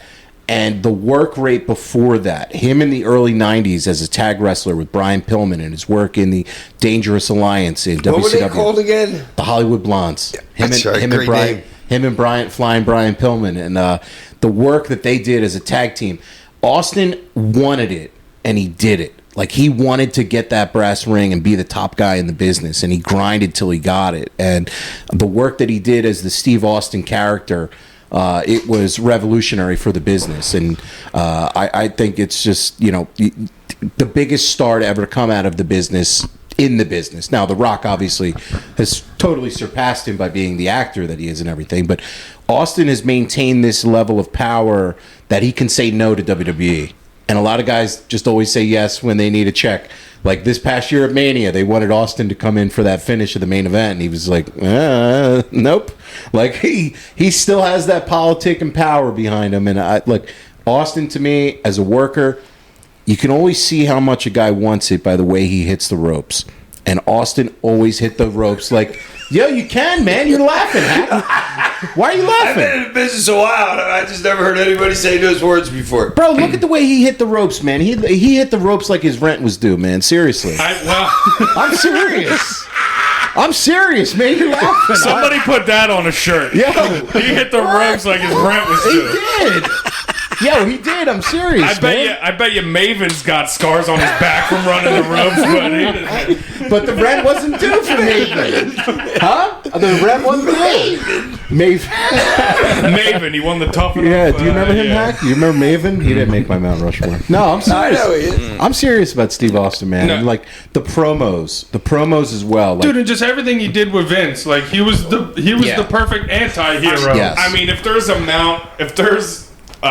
half a face like coming sticking out of the Mount Rush, like Stone Cold was right there for me. Yeah. As well, Yeah, like, like, it was That just. maybe the greatest spot ever in the history of WWE, hitting Vince over the head with the bedpan. yeah. Yeah. Dude, he's like That's, everybody knows that spot. Yeah. he's not on my list because he's like above the list, like to me almost. It's Yeah, like and- he's like I feel like we all. he's dude. He is. Tasha's right. There's nobody that has on reached my that list. level of popularity. When that glass shatters, the pop is just, it's That's nothing so- else. And dude, Like, sorry, I didn't mean to interrupt you, but like everybody knows Stone Cold Steve Austin. yes.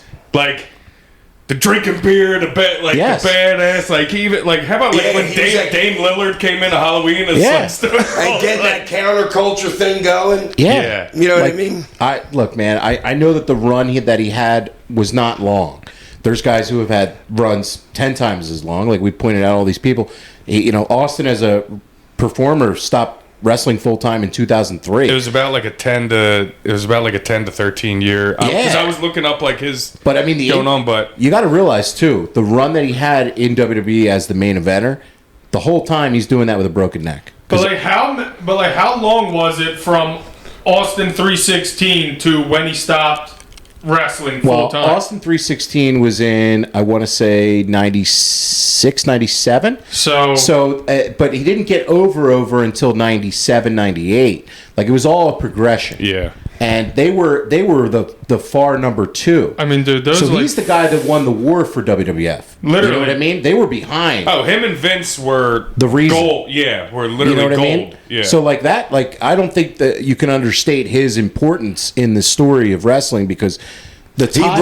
He jumped them to another whole level. Yes. He just really did. Yeah, like they were doing Super Bowl commercials. Like the WWF's popularity in '99. It's hard to even put in terms. it's hard because, to fathom like Yeah. what it is. Like I mean, it's I can wrestling remember- was like the hottest thing on the planet. I remember going to middle school, 7th grade, and like that's what you talked about at the lunch table. Like everybody was watching wrestling, and I don't know if that exists to this day, but Austin was the reason for that too. Like it just an absolute super megastar. And heck, I know. So you obviously worked with him in ECW, and you had a little bit of programs and stuff. Like I'm pretty sure I was his last. I might have been his last independent match ever. You were. I He only believe- worked yeah. 2 matches in ECW, and you were the last one. Now, did you know him previous to that, and did you see like working with him? Did you see kind of this happening to hit like?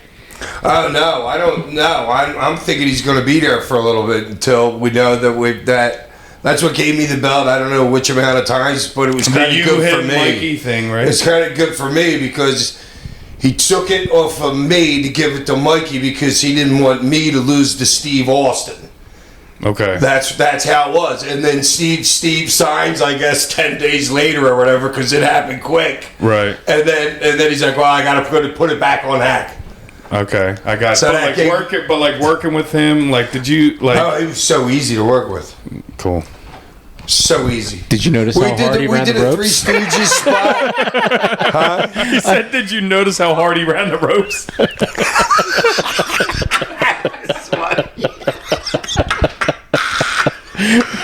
Yeah, that rent was due, baby. Especially in ECW. Yeah, they weren't paying shit. You know, that's cool when he's willing to do a Three Stooges spot with you, where you go to poke him in the eyes, he puts up his hand, and then he hits you with something. We did that in the middle of the ECW in the arena. Yeah, It might have been in the three-way with Mikey. That's awesome. All right, so just to recap here, my Mount Rushmore But was... you knew he was an up-and-coming star. But I didn't know it was going to happen like so quick in and out. Yeah. Right. No, that's so cool that you got to work with him and play. I know. It really Yeah, is, that he man. ripped you off. Yeah. No, he didn't. Yeah. Halfway why he didn't make my list. Oh, a little vendetta there. Okay. My list was Terry Funk, Rey Mysterio, Bret Hart, and Steve Austin. Ollie, your list? Jeff Hardy, Eddie Guerrero, The Rock, and Randy Orton. Hack, your list? Everybody. I already said the Randy, The Rock, Flair, Austin, Dusty, Eddie. That's like 12 guys. All right, Ty, your list? I have The Rock, Ric Flair, Rey Mysterio Jr., and Chris Jericho. All right, that's our all-time favorite Mount Rushmores. We want to hear from you guys, listeners. Send us in your Mount Rushmore. I'm sure they'll agree with me on every single one. Yeah, because you picked 12 Just guys. saying. Yeah. Each 15. Yeah, one of your guys will be in somebody's list. Yeah. You have the dream team over there. That was Hack's plan the whole time. I'll take the roster. Yeah, send us your guys' Mount Rushmores to Sandman Pod on Twitter and the Sandman Podcast on Instagram. We want to hear Your from you. personal favorite, Mount Personal Rushmore. favorite, not like who the biggest stars are or anything like that. It's your personal favorites. We do have some listener questions here today, as always. Hold on. Whoa. I want to give you my future Hall Oh, of I forgot Famers. about this. Yeah, give us your future, Mount Rushmore. I love got this. Okada, Swerve, Omega, and Ospreay. Wow. Dude, that's a pretty strong group Dude, right there. that's- All right, if you notice, they're all AEW wrestlers. Man, I'd say to me they're more Japanese. I mean, they might be working for AEW now, but they made their bones in Japan. Not Swerve, but the rest, yes. Yeah. Yes. All right, I'm just saying.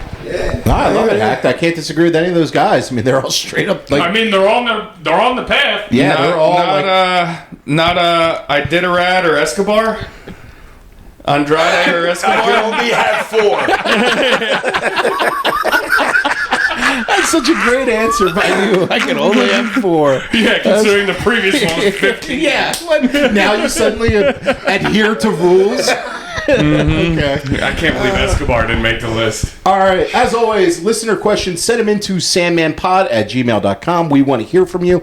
Guys, definitely like, share, and review the show. Yep. Give us a review. However you listen to the show, YouTube, Spotify, definitely Apple Podcasts. Just write a review. Just give us your review. You're We honest. got that 100th review, right? Yeah, we need that 100th review because we want to give you a shout out from Hack, a live one. So we want to make sure we get our reviews up, guys. Give us a review.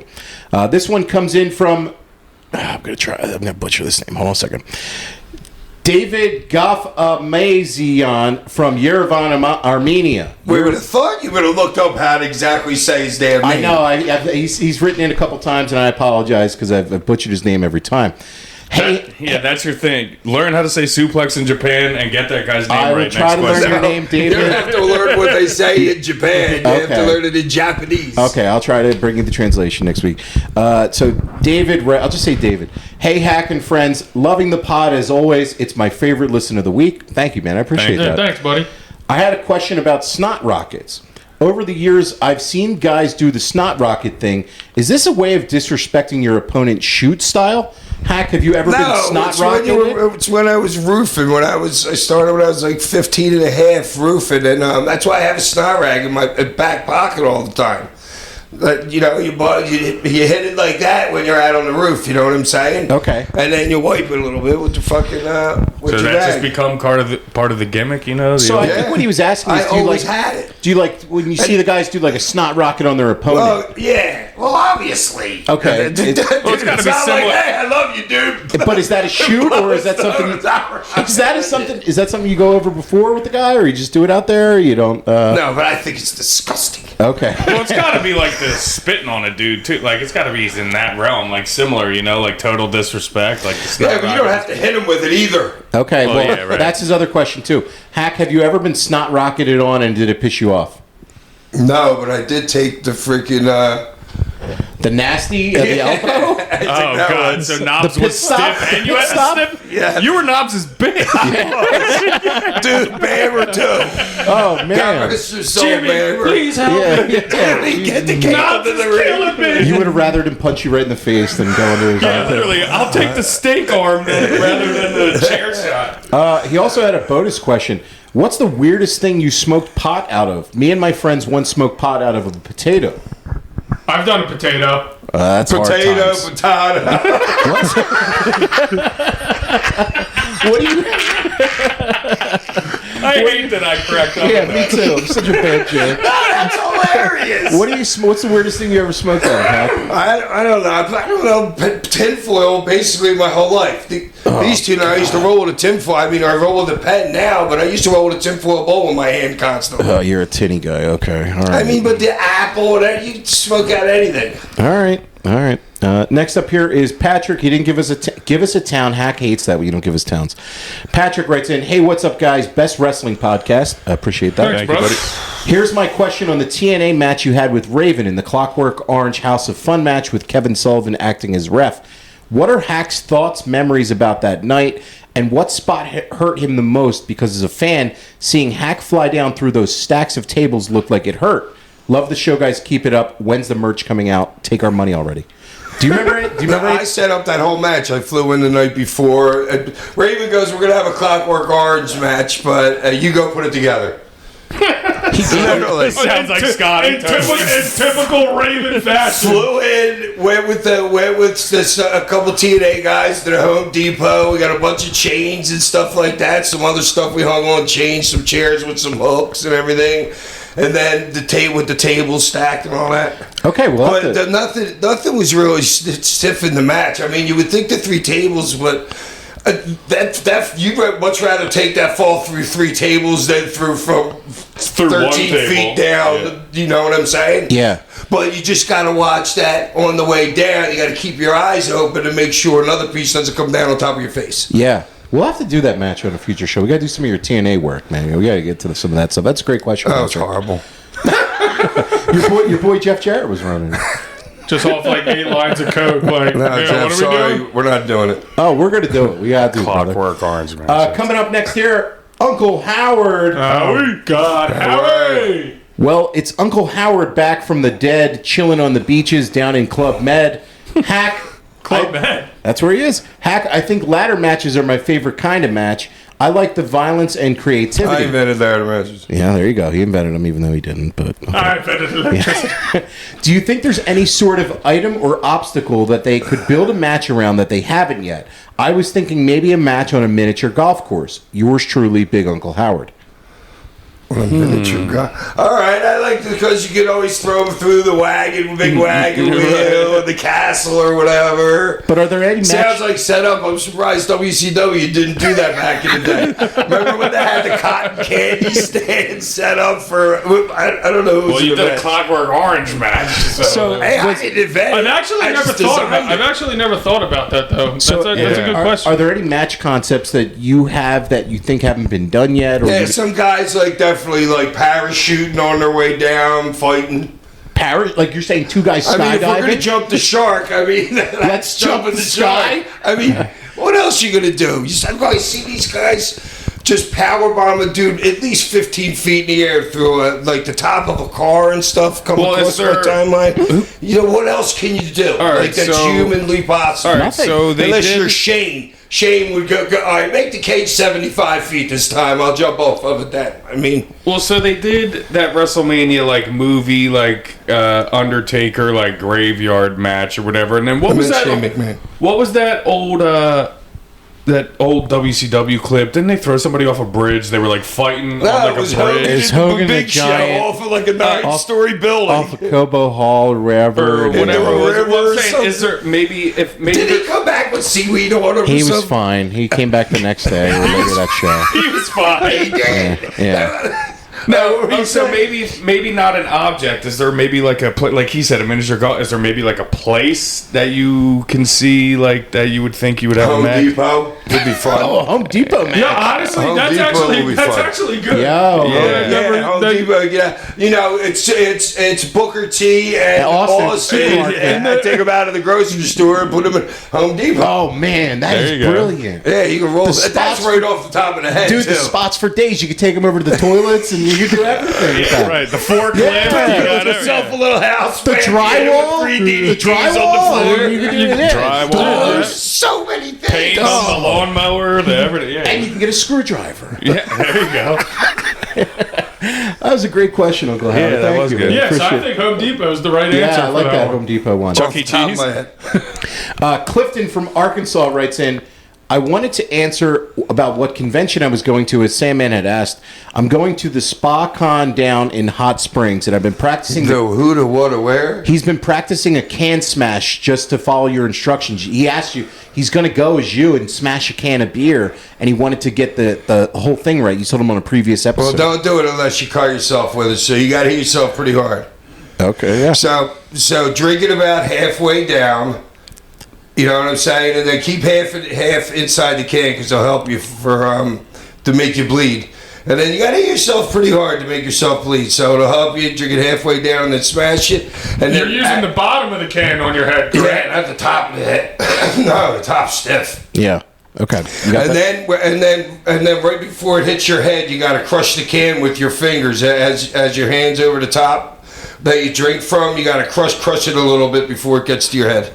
Perfect. There's your And hard. That's how to do the can smash. His question: when exactly did Sandman get the barbed wire sleeve?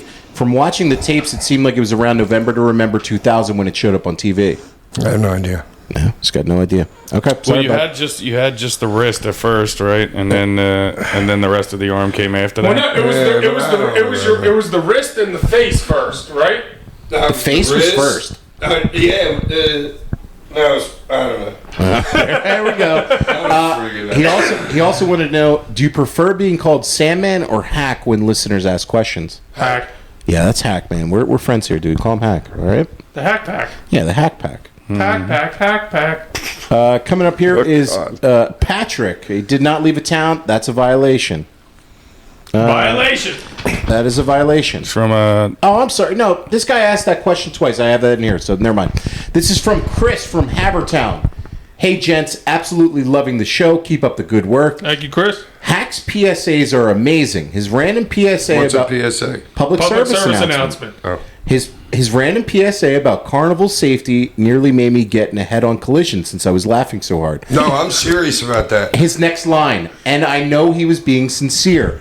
Since Hack is a father first and all about safety and morality, can we start getting a Hack PSA of the week? Lord knows the country needs some kind of guidance right now. Like there ought to be a law kind of thing. Oh yeah, we need a Hack PSA. I that, like or this like something idea. you come across, or Yeah. a safety tip, or Yeah. somebody you should be. safety not, tip. Maybe not every week, but maybe something you come across that jogs your head about what you've been thinking.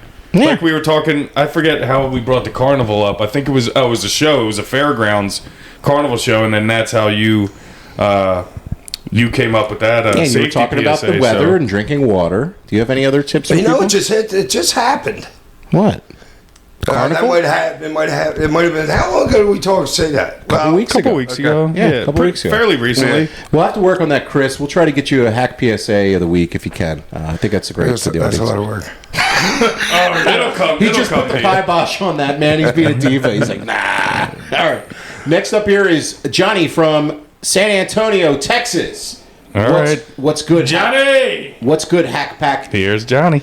With the season finale of Who Killed WCW wrapping up and all that was said in the program, with Hack's short run in Atlanta ending in the fall of '99, running almost simultaneously with the downfall of the company, does Hack have any memories of seeing the downfall of the company in real time, and who does he think killed WCW? There's like 8 million factors. Okay. I mean, there's probably like 20 direct. You know what I'm saying? But there's just so much stuff. Once you hear everything, you know what I'm saying? It's too hard for you to narrow it down to a single. I think after watching that show, I mean, it's probably too hard for anybody to narrow it down to a single thing. Even from the clips watching, I mean, obviously nobody's going to say, I killed WCW, but... I mean, but if there is one, the biggest thing to me is you let the animals run the hen house. The Which asylum. would be Bischoff. Yeah, well... Yeah. Yeah, I mean, like if he's the boss and he allowed them to do that culture, eventually, like the buck has. I mean, what's he going to do? The ratings are going through the goddamn roof. right. He took over Vince for was it 85 weeks or something? 83, I think. Yeah, it was a ton. I mean, it was just a ton. So And that had never been done. never. So they were flying pretty high. Yeah. No, I mean, I look. It's just. I think it was Bischoff and Hogan. But if I had to pinpoint guys, I would say those two. I think it's the amount of money they were probably spending. Yeah, but that's Bischoff They lost giving out the $70 million contract. last year. But that's Bischoff giving out the contracts. Somebody's got to give it out. That's Bischoff. Hey, in '99, let's bring in Dennis Rodman for $1 million when he has no drawing power left. You know what I mean? Let's bring in Master P and the No Limit Soldiers. Like, you know what I mean? Like things that aren't going to move the needle, and let's spend money on them. Like, yeah, whatever. Up next here is Josh in Braintree, Massachusetts. All right. Hey, my dudes, just caught up on the show. I'm glad there's finally a wrestling podcast that isn't afraid of hurt feelings. All you guys are great. I spent my 13th birthday at an ECW show in 1998, one of my favorite memories growing up. My question for Hack is, would you rather wrestle Taz in Boston sober or watch the first 2 years of ECW on Sci-Fi without stroking the cane to Kelly Kelly?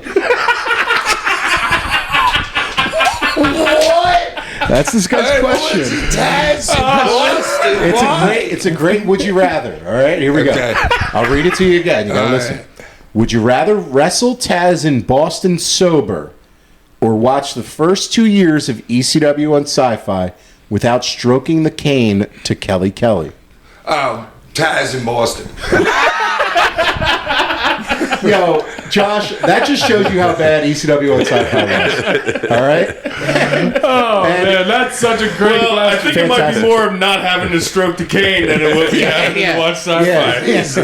Yeah, I that's got happy having Dude, a I'm gonna Mexican. beat me 10 seconds. All right, then can I go watch? I know.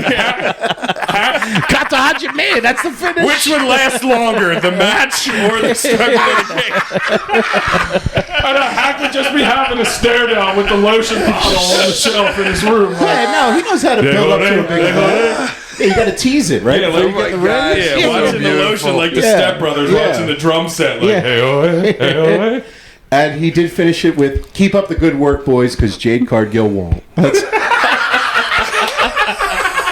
You're my new favorite questioner, Joshua. Thank you, brother. Thank you, brother. Oh, that was phenomenal. All Thank right. you. That was a great Our pop. last question is from Kevin from Dayton, Ohio. Kevin, you missed writing us in last week. What the heck, bud? We missed Yeah. you, boo. Where were you last week, Kev? You gotta let us He know. was Yeah. tipping cows. Yeah, Kevin, you didn't write us in. Kevin writes in, Hack, it is the 25th anniversary of WCW Bash at the Beach and the Hardcore Junkyard Battle Royal. Any memories from that match? Whoa. Before you answer that, Hack, Kevin, that is our topic for next week's episode. We will get you all that information All right, next week. Hack, I don't want you to say anything. We will talk about that next week on the show. So that's how you're going to end? No, we'll end with your cane of the week and toast of the week. Yeah, if you did your homework you at all. got this it? week. You loser. I knew I didn't have to say the rest. All right, so the Junkyard Bash He's will not be next knowing week. how to say suplex in Japanese. I'll have to do my homework. Oh, we do have 2 hack checks, by the way. What are those? The 2 hack checks. Somebody checked us on this. You said the Jets owner was Wellington Mara, and that's actually the Giants owner. Okay, not surprised. And the jersey... I can mistake those two easily. Least shocking thing ever. I went along with you, too, so I was wrong. It was actually the Hess family owned the Jets at the time. Oh, there was a Heston, and what were we talking about? The Eagles and the Coach Rich Kotite. Yes. Okay. As the in, like, the Hess truck? Yes, As in, the Hess okay. Gas Company. They owned the Jets at the time. They sold to Woody Johnson of Johnson & Johnson, who owns the team now. The other hack check was regarding ECW barbed wire chokeslams and hoodies. Hoodies is a term that they were using for like thugs at the time. So it was for That's what I said, for the gangsters. It was show for the up. gangsters Yeah. and the public enemy. So that was a hack check. And then the other Non-knowing one, fucks. non-knowing fucks. That's us. That's me. The other one was on the Jersey Devil. Apparently, it was somebody who was working for RF at the time. A guy by the name of Doug Gentry. Gentry. I don't know if that rings a bell or anything. No. Okay. Those are the hack checks. from What does that. he have to do with the New Jersey Devil? That's who was the Jersey Devil on the show. Oh, the action. Yeah. I thought we were talking about me talking about the real Yeah, Jersey yeah, Devil. I thought you were talking about like the mythological. No, Jersey Devil. I'm nobody like, wrote us in I about thought that. you were gonna like keep going. I'm like, This was the guy who was sued. Yeah, that was the guy who was the Jersey Devil. Can we turn our beds into bunk beds? Why are we even talking about that? Did we talk about this? We didn't Yeah, know it who was, it was. it was You on the thought it was show. It was the Nova. opening match on the show. The You New thought it was Jersey Devil Nova. versus the Broad Street Bully, and we knew who the Broad Street Bully was, that's so we right. didn't Yeah, know who the New okay. Jersey Devil was. But then we were bringing up the story about the mythological hero Creature. Ageless. Yeah, okay. So, hack, as always, the cane of the week and the toast of the week. I'm only putting over one thing. Like, the screwdriver was one that I was going to bury, but obviously I'm an idiot. The three-way kiss easily is the greatest there thing you that go. ever happened. It was the spot of the night, really. The just spot of the night. Yeah, that was a huge pop, and that was certainly awesome. Guys, catch us next week. We will have 2 shows for you. We will have the beautiful show that we're doing down at Suplex with Hack, Fonzie, Todd Gordon, and Too Cold Scorpio. And we will also be covering our next week's topic, WCW Bash at the Beach 1999. Like, share, review, and we will catch you next week. Peace.